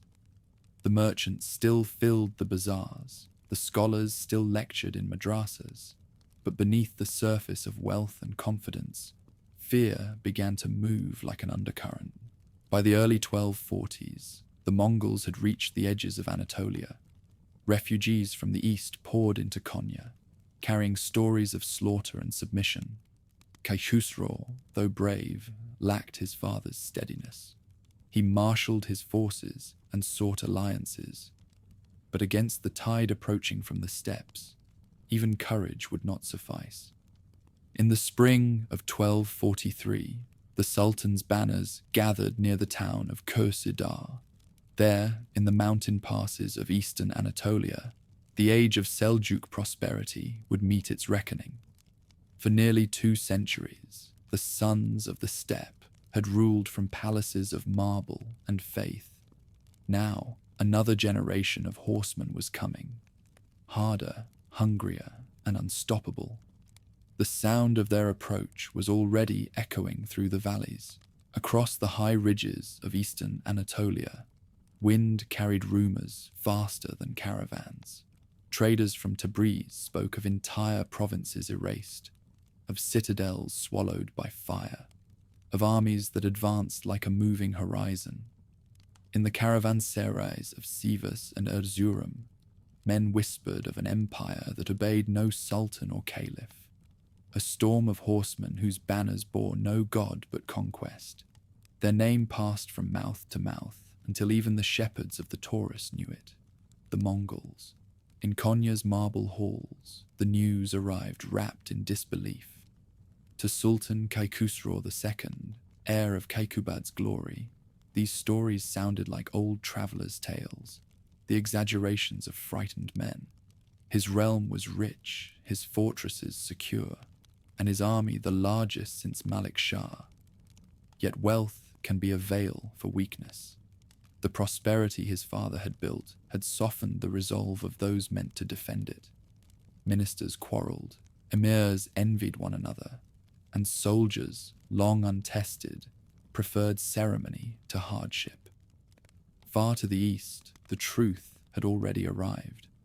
Smoke darkened the skies over Iran, where Mongol detachments under the general Baiju Noyan had reduced cities to ashes.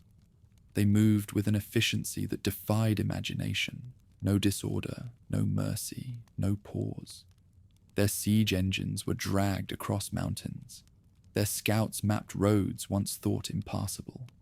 Where they passed, the map itself seemed to change. The Khwarezmian Empire, once the terror of its neighbors, had fallen without recovery. Now their gaze turned west, toward Anatolia's green valleys and the golden cities of Rum. Khusro inherited prosperity, but not prudence. Raised amid poets and courtiers, he believed diplomacy could tame every threat. When the first Mongol envoys reached him, demanding submission and tribute in the name of the great Khan, he dismissed them with a show of royal defiance. Tribute, he declared, was the duty of vassals, and the Seljuks of Rum were no one's vassals. The decision was cheered in court, but quietly dreaded in the barracks. The Mongols had defeated armies larger than his. Their reputation was not mere legend. Still, pride is a habit that seldom breaks until it must. By spring, his forces gathered near Sivas. From every corner of the realm came contingents, Turkic cavalry from the central plains, Armenian allies from Cilicia, Kurdish and Arab auxiliaries, Frankish mercenaries hired at staggering cost. Even bands of Greek soldiers from the western provinces answered the call. Chroniclers estimated 60,000 men under the Sultan's standard, though few shared the same language or loyalty. The army that formed was vast but incoherent, united only by uncertainty. Meanwhile, Baiju's troops, smaller, leaner, better disciplined, advanced from the east, following the mountain passes like a tide through stone. Dust rose before dawn when the two forces met near the slopes of Kursedar, a wilderness of ravines and open plains between Sivas and Azinkan. The Mongols arrived in silence, their lines precise as script. Khusro positioned his men across the valley, his banners glittering in the morning sun. Behind him, his generals argued over tactics. Some urged caution, others an immediate assault. The Sultan, eager to prove strength, chose attack. His cavalry charged down the slope, thunderous and bright, their lances gleaming like the dawn. The first clash seemed to favor the Seljuks. Mongol units fell back in apparent disorder, and the Sultan's right wing pressed forward with cries of triumph. But the retreat was an illusion, a deliberate unraveling meant to draw the enemy in. As the pursuit scattered the Seljuk formation, Baiju's hidden squadrons wheeled around the flanks. Arrows fell like rain, cutting through armor and horse alike. The valley filled with smoke and screams. Confusion spread faster than command. Khusro's center held for an hour, then broke. His mercenaries fled first, then the Turkmen cavalry, who saw their leaders fall. The Sultan tried to rally them, but his voice was drowned by the chaos. When the sun reached its height, the field was already lost. The Mongols advanced methodically, slaughtering where they met resistance and sparing only those who surrendered. By evening, the Seljuk army had ceased to exist. From the ridges above the battlefield, the survivors watched the smoke rise in black spirals. What had begun as a test of strength ended as revelation, proof that the world had changed. No fortress, however thick its walls, could stop this new force. The Mongols moved through the ruins as calmly as farmers harvesting fields. Their banners bore no boast, their officers no visible emotion. War to them was not glory, but labor. Khusro fled westward with a handful of guards, abandoning his treasury and camp. In Sivas, the people barred their gates, hoping to bargain for mercy. It was a wise choice. Baiju demanded tribute, not slaughter. Cities that submitted were spared, their governors confirmed under Mongol supervision. Those that resisted were leveled. Kayseri, defiant and proud, burned for 3 days before its walls were pulled down stone by stone. Within months, the Sultanate of Rum ceased to exist as an independent power. When Baiju entered Konya, he found no army waiting. The Sultan had retreated farther west, his pride reduced to negotiation. Envoys carried his plea to the Mongol camp: acceptance of vassalage, payment of tribute, and acknowledgement of Mongol supremacy. Baiju agreed. The terms were simple and absolute: annual payments of gold, horses, and slaves, the right of Mongol envoys to reside at court, and unconditional military support when summoned. The once sovereign Seljuks became clients of the Ilkhanate before the Ilkhanate even existed. Under Mongol oversight, Anatolia entered a strange twilight. Cities reopened their markets. Trade resumed along guarded roads. The conquerors did not wish to destroy wealth they could tax. Their governors, pragmatic and detached, ruled through local intermediaries. Persian administrators served beside Mongol officials, and the courts of Konya echoed with a new language of obedience. The Sultan retained his title, but not his freedom. His decrees required Mongol approval, his crown Mongol consent. In the countryside, however, the spirit of resistance flickered. Sufi mystics and poets began to speak of patience as victory, of endurance as defiance. They urged faith in the face of humiliation, transforming political submission into moral resilience. In their gatherings, the sorrow of conquest became the seed of a new identity, one that would outlast the empire that had fallen. The lodges of dervishes grew in number, offering solace where law could not. Their teachings whispered that ruin, too, was a form of renewal. By the decade's end, Anatolia had adapted to its conquerors. The Mongols collected tribute with ruthless regularity, but they also ensured the roads were safe, the caravans unmolested. Konya's scholars continued to write, its artisans to build. Yet the grandeur of Kaikubad's age was gone, replaced by the stillness of survival. The Sultan's court lived in imitation of the past. Rituals preserved without conviction, poetry composed in praise of power that no longer existed. When Khusro died in 1246, he left a kingdom outwardly intact, but hollow within.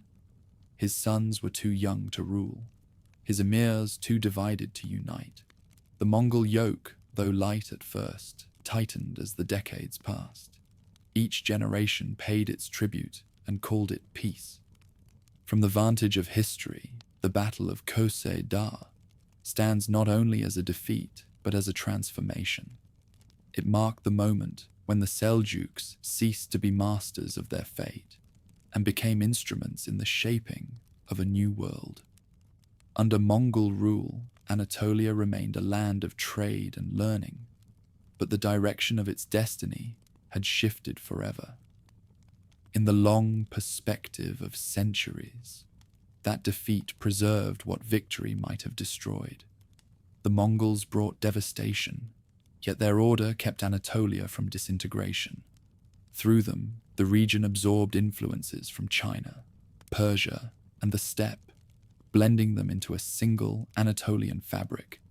The Seljuk legacy endured, muted but unbroken, awaiting the next power that would inherit both its ruins and its dream. As dusk settled over the silent battlefield of Köse-Dağ, carrion birds wheeled above the remnants of armor and banners half buried in dust. The empire of the steppe had met the empire of the world and found itself measured, conquered, and changed. In that collision of winds, east meeting west, the last light of the Seljuks faded into the twilight of empire, giving way to an age not of kings, but of survivors.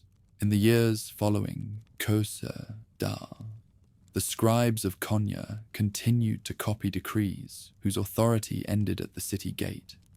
Each morning they dipped their pens in ink and wrote in the name of a sultan who ruled less with command than with ceremony. The seals were impressed, the scrolls dispatched, and couriers rode into provinces that now obeyed other masters. From the outside, the Sultanate of Rum still resembled an empire. Its mosques filled on Fridays, its markets thrived, its palaces glittered. But its pulse had slowed to a rhythm set in distant Tabriz, where Mongol officials dictated its fate. The young sultans, who inherited Kai Khusraw's throne, wore crowns too heavy for their years. Regents governed in their names, balancing between Mongol generals, Persian administrators, and fractious emirs. Loyalty had become a transaction, measured in taxes delivered and tribute paid. Every spring, caravans loaded with silver, silk, and horses departed for the Ilkhanid capital. Their safe passage guaranteed peace, and peace, though humiliating, was preferable to annihilation. Konya learned the art of endurance, a statecraft of patience, formality, and silence. Inside the palace, the rituals of kingship persisted. Poets recited verses of conquest to princes who had never seen a battlefield. Musicians performed in the shadow of courtiers who bowed lower than necessity demanded. The illusion of sovereignty became its own occupation, maintained through etiquette and memory. Outside the city, however, power was fragmenting. Mongol assessors measured land, counted herds, and issued edicts in a script no Turkic soldier could read. Governors who submitted were confirmed in office. Those who resisted were replaced. Authority flowed eastward like tribute, leaving behind empty titles and gilded chambers. In the countryside, abandonment took quieter forms. Fields once managed by royal inspectors passed into private hands. Turkmen clans roamed the plains, grazing herds where armies had once drilled. Bandits and saints both found followers among the dispossessed. The lines between outlaw, holy man, and tribal chief blurred in a landscape that no longer recognized distant rulers. The state's backbone, its bureaucracy and army, survived only where local initiative kept them alive. Amid this slow disintegration, new centers of power emerged. In the fertile valleys of Karaman, a Turkic family gathered nomadic clans beneath its banner and began to act in the Sultan's name without waiting for permission. To the north, the Gurmeanids knit together market towns and fortresses with marriage alliances and trade.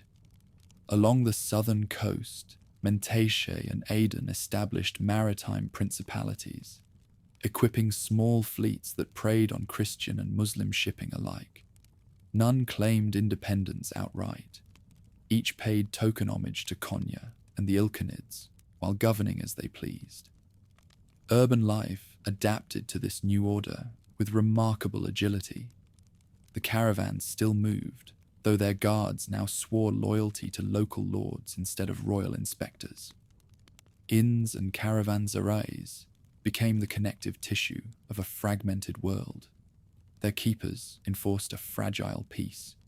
Merchants of every faith could sleep safely so long as tolls were paid. In these courtyards, Persian bankers negotiated with Armenian jewelers and Greek shipmasters. Trade, not loyalty, held Anatolia together. Cultural life, too, shifted away from courts toward communities. The great scholars of Kekubad's time were gone, but their students spread their learning into smaller towns. Dervish lodges multiplied across the interior, humble buildings of clay and timber that replaced palaces as centers of meaning. There, wandering mystics preached endurance and humility in the face of loss. Among them, a few poets began to speak in the Turkish tongue, rather than the polished Persian of the elite. Language itself was changing, finding new rhythms for a humbler age. Konya remained the nominal heart of the Sultanate, but its grandeur now felt like the echo of another century. Sultans came and went, some barely crowned before dying, others ruling in name, while viziers and Mongol envoys managed reality. Taxes increased, confidence waned, and each crisis produced a smaller solution. Yet the city refused to decay entirely. Its craftsmen continued to tile domes and carve marble portals. Its scholars copied manuscripts in fine script. Civilization did not vanish. It simply lowered its voice. The Ilkhanid overlords preferred stability to innovation. As long as the tribute caravans arrived, they interfered little in domestic matters. Their officials demanded accounts and reports, but rarely imposed new laws. Over time, the Mongol administration itself began to rely on local intermediaries, Turkish notables who understood the land and its people. In this way, foreign dominion paradoxically prepared the ground for local autonomy. Authority filtered downward until it rested in the hands of provincial governors and frontier chieftains who no longer remembered asking permission. By the late 1200s, Anatolia had transformed into a mosaic of beyliks, small principalities that rose and fell with the fortunes of their founders. Each minted its own coinage, maintained its own army, and governed its own corner of the old Seljuk realm. Some were little more than fortified towns surrounded by farmland. Others commanded entire provinces. The beys fought one another as often as they fought outsiders, but their rivalries also spurred growth. Competition built cities, fortified ports, and funded mosques that rivaled those of the old empire. Among these rising powers, one remained almost invisible. In the wooded valleys near the Sakarya River, a modest chieftain named Osman, son of Tughril, commanded a few hundred warriors. His territory was a frontier buffer between Byzantium and the declining beyliks of the west, a marginal land of raids and truces. What set Osman apart was not strength, but restraint. He fought carefully, settled disputes fairly, and rewarded loyalty with generosity. While greater houses exhausted themselves in endless quarrels, his small principality learned the art of patience. By the closing years of the century, Mongol authority in Anatolia had begun to fade. The Ilkhanate, stretched across 3 continents, struggled with its own civil wars and religious divisions. Tribute became irregular. The envoys arrived less frequently. Without a strong hand above them, the beyliks turned fully autonomous. The title of Sultan of Rum survived in the prayers of Konya's mosques, but its holder possessed little more than ceremony. Even in decline, the Seljuk heritage endured. The caravanserais still lined the trade routes, their arches bearing inscriptions commissioned in stronger times. The madrasas continued to teach the law of Malik Shah's era. The architecture, administration, and ideals forged by the Seljuks had become the grammar of Anatolian civilization. Every new ruler, however humble, spoke that language. When night fell over the plateau, lights gleamed from dozens of small courts, each a fragment of the old order, each imagining itself the center of renewal. Traders and mystics moved among them, carrying stories of unity lost and perhaps to be regained. Out of this scatter of ambitions, one would soon gather enough force to reimagine the world. But for now, Anatolia remained a quilt of sovereignties stitched together by shared memory and quiet endurance. The Seljuk name, once uttered with fear and awe, had become an inheritance rather than a power. A word spoken by poets, a model preserved by bureaucrats, a shadow cast by vanished greatness. Yet in that shadow, the foundations of a new empire were already forming. In the first years of the 14th century, the Seljuk sultans of Rum still held their court in Konya, but the throne had become a prop rather than a seat of power. Courtiers repeated ceremonies they no longer believed in, and scribes continued to write decrees for provinces that no longer obeyed. The walls of the city gleamed with tiles laid in the age of Kaikubad, yet the spirit that had raised them was gone. What remained was a graceful shell, a capital without a kingdom. The last sultans were children, pensioners of the Ilkhanid Mongols, protected and watched by foreign envoys who dictated their policies. Real decisions passed through the hands of viziers, who learned to read the winds from Tabriz. Each new ruler was crowned with borrowed legitimacy, then quietly retired when the tribute faltered. The once mighty sultanate had become a pageant of succession, its grandeur preserved by habit and nostalgia. Outside the palace, history had already moved on. The beyliks that had emerged during the previous generation continued to grow in confidence and reach. In the central plateau, Karaman asserted dominance over Konya itself, styling its ruler as champion of the Turkish language and inheritor of Seljuk virtue. To the north, Jermian ruled prosperous towns linked by trade and intermarriage. Along the coasts, Aden, Menteşe, and Saruhan launched fleets that raided islands and trafficked goods with Genoa and Venice. Between these shifting powers lay the frontier, the UC, a borderland where faith, ambition, and necessity blurred. There, small warlords built their reputations through constant struggle with the Byzantine remnants to the west. Among these frontier lords was Osman, son of Tughril, whose tiny principality in Bithynia bordered Byzantine Bithynian and Nicaea. His soldiers were few, his fortresses modest, but the loyalty of his followers ran deep. What the Seljuks had once achieved through armies, Osman would begin through resilience and purpose. Konya, meanwhile, entered its twilight with dignity. The markets still thrived, artisans still tiled their mosques, and scholars still taught in the shadow of Nizam al-Mulk's old philosophy. But the city's rulers could no longer command even their neighbors. When Mongol tax collectors ceased to appear, local emirs assumed their duties, gathering revenues to pay their own troops. The machinery of empire survived only by being repurposed. In 1308, Sultan Masud II died, the last Seljuk ruler recognized even nominally across Anatolia. His death went unmarked by ceremony. No armies marched, no successor was proclaimed. The Mongols, absorbed in their own civil wars, sent no replacement.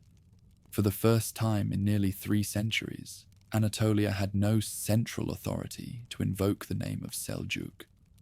The line that began with the steppe chieftain, Seljuk ibn Dukak, ended not in battle but in silence.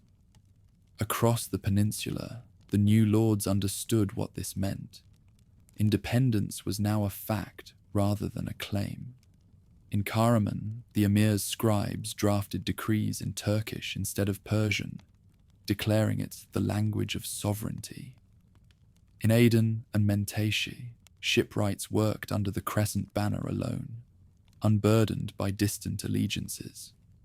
In Osman's frontier domain, Ghazi warriors, fighters for faith and fortune, gathered around their chieftain with a sense of destiny. The transformation of Anatolia was complete. The land that had once formed a single sultanate was now a web of autonomous polities, each reflecting a different inheritance of the Seljuk age. The beyliks carried forward the institutions, architecture, and administrative habits of their predecessors, but their energy was new, restless, local, and adaptive. In their small courts, justice was swift, alliances personal, and loyalty measured in victory rather than bloodline. Konya remained a pilgrimage of memory. Travelers still visited the tombs of old sultans and poets, and the city's dervish lodges became sanctuaries for those seeking spiritual rather than political meaning. Here, Jalal ad-Din Rumi's followers transformed his teachings into a living tradition. The whirling of the Mevlevi dervishes, graceful and measured, seemed to echo the vanished rhythm of empire, turning yet never ending. Through them, the Seljuk capital became a spiritual center, even as its political voice faded. The Ilkhanid presence, which had long shaped Anatolia's fortunes, also waned. Internal conflict within the Mongol Empire eroded their reach. Governors withdrew to Persia, and tributes ceased. Without the distant overlords to sustain it, the last threads connecting Konya to the great networks of the East frayed. The old Seljuk administrative families, now without masters, offered their talents to the rising beys. In this quiet migration of minds and skills, the culture of the empire found its next hosts. Along the western frontier, Osman's principality grew almost unnoticed. Byzantine garrisons, weakened by neglect, offered little resistance. His warriors took forts one by one, converting churches into mosques, renaming valleys, and granting land to settlers. Chroniclers would later see in these small conquests the first tremors of a new power, the Ottoman state. But at the time, they seemed like one more chapter in the endless rhythm of Anatolia's frontier wars. By the second decade of the century, the Seljuk legacy had scattered across time, like the tiles of its fallen palaces, yet its imprint remained everywhere. The domed mosques, the geometric carvings, the caravanserais along the trade roads, all spoke of a civilization that had once turned the wilderness into order. Its language, its administration, and its architecture survived in the work of the very beys who had replaced it. The Seljuks had vanished, but their idea of rule, disciplined, cultured, and devout, endured. From the vantage of later generations, the end of the Seljuk line was not extinction, but transference. Power shifted west, finding new vessels in smaller, hungrier states. The Ottomans would claim descent from the Seljuks of Rum. The bureaucrats of Karaman would draft edicts in imitation of Isfahan's chancery. Even the poets of Germian would rhyme their verses to the cadences of Persian masters, once patronized by Malik Shah. In this way, the Seljuk world continued, not as empire, but as inheritance. When twilight fell over Konya's plain, the wind carried the scent of wheat and dust through the open arches of its ruined palaces. The banners had been lowered, the titles forgotten, but the rhythm of civilization they had set in motion endured. Out of the wreckage of their dominion, new powers would rise, carrying forward the memory of the steppe and the city, the balance between movement and permanence that had defined the Seljuk spirit. Their sun had set, yet its afterglow still lingered across Anatolia, illuminating the path of those who would come next. The age of the Seljuks was over. The age of the Ottomans was already dawning. Centuries passed, yet the imprint of the Seljuks remained like the pattern beneath a faded carpet, half hidden, never erased. Their empire had vanished, their line extinguished, but the architecture of their world endured in stone, language, and faith. Long after the banners of Konya and Isfahan had fallen, travelers crossing Anatolia still sheltered in caravanserais, built under Malik Shah and Kaikubad, their arches intact against the wind. What the sword could not preserve, habit and beauty did. Seljuk governance had been more than conquest. It was an experiment in order. From the steppes, they carried the discipline of the tent, hierarchy, loyalty, mobility, and grafted it onto the Persian ideal of administration. The result was a fusion that outlived both its parents. A state flexible enough to command nomads, stable enough to manage cities. Every dynasty that followed in the Islamic world inherited that model. When Ottoman scribes later drafted their first decrees, they used formulas devised by Nizam al-Mulk. When their architects designed domes and courtyards, they followed proportions refined in Seljuk mosques. The body of empire changed, but its skeleton remained the same. Even language bore their mark. Turkish, once the tongue of warriors and shepherds, became a language of law and poetry under their rule. Persian lent it grace, Arabic lent it learning. Together they created a triad that shaped the culture of the Middle East for centuries. The Seljuks never imposed their speech by decree, yet through patronage and education, they allowed it to grow from vernacular to vehicle of power. The letters carved into the stone portals of Anatolia's mosques and schools became symbols of that linguistic transformation, austere, balanced, enduring.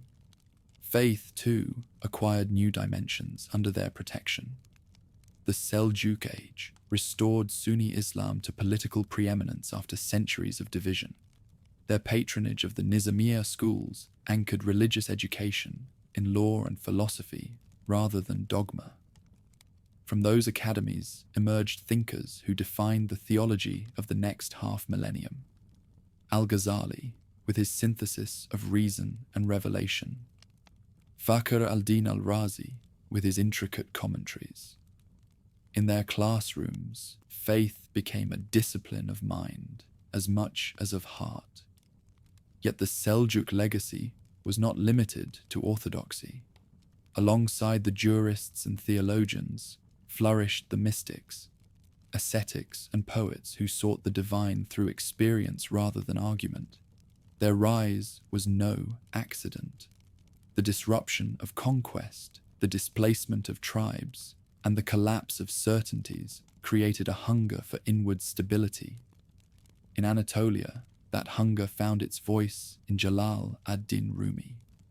Born into the fading brilliance of the empire, he transformed its loss into vision. His verses turned exile into devotion, impermanence into revelation.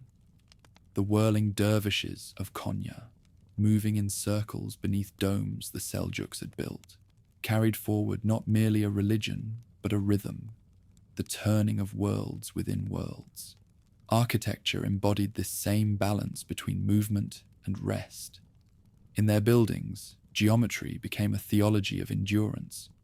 Caravanserais like Sultan Han or Zazuddin Han were fortresses of peace, protecting merchants as empires rose and fell.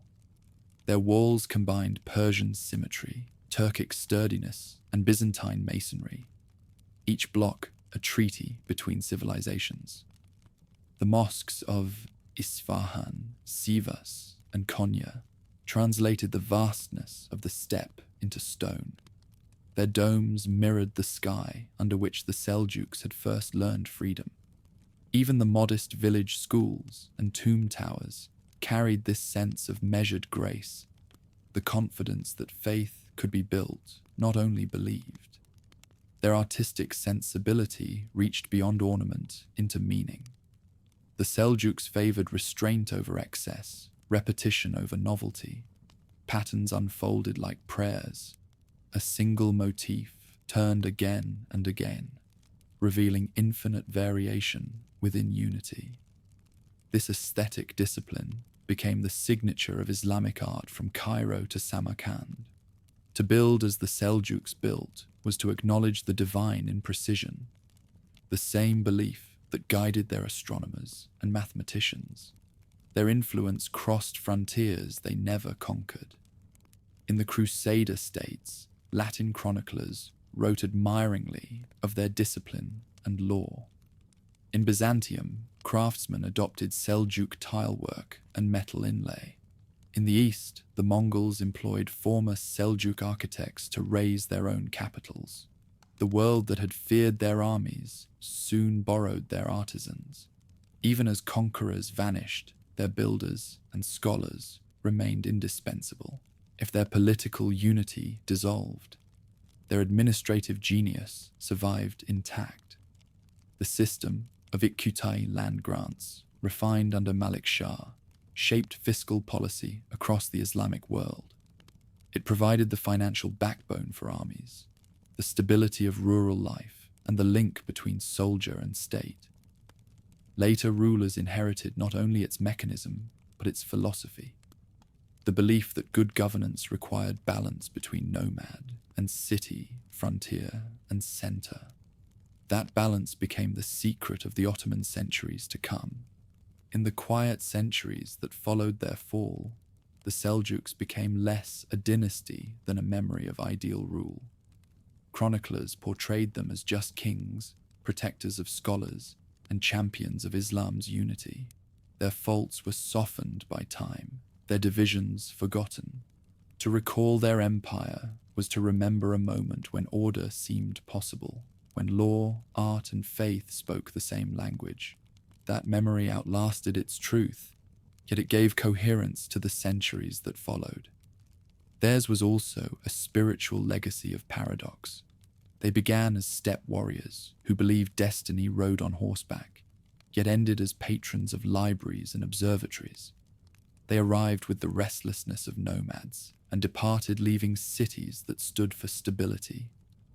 In their journey from tent to dome, they carried with them the conviction that motion and order were not enemies but reflections, that the world's constant change could itself be a form of permanence. By the early 14th century, as Anatolia splintered into beyliks and the Mongol yoke faded, the Seljuk world seemed a vanished constellation, yet its light continued to travel. The Ottomans, who rose from one of those frontier provinces, inherited not only their administrative patterns, but their imagination. The idea that empire was not simply territory, but a way of organizing meaning. Through them, the Seljuk synthesis of Turkic vigor, Persian intellect, and Islamic devotion found new expression on a larger stage.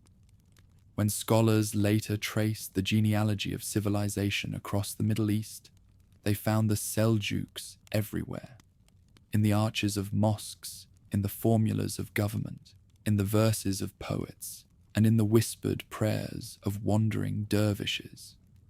They were not remembered for a single battle or monument, but for the invisible framework they left behind, the grammar of empire itself. Their story ended in dissolution, yet dissolution proved not to be death, but diffusion. Ideas scattered with the winds of history, taking root in new soils. The caravanserais they built still stand, their stones warm with the light of morning, reminding travelers that even empires can leave hospitality as their final gift. And so the Seljuks passed from rulers to ancestors, from ancestors to legend, and from legend to foundation. The steppe that birthed them returned to silence, but the world they shaped continued to speak, in domes that mirrored the sky, in verses that sought the eternal, and in the enduring belief that faith and order, once joined, could outlast the hand that forged them.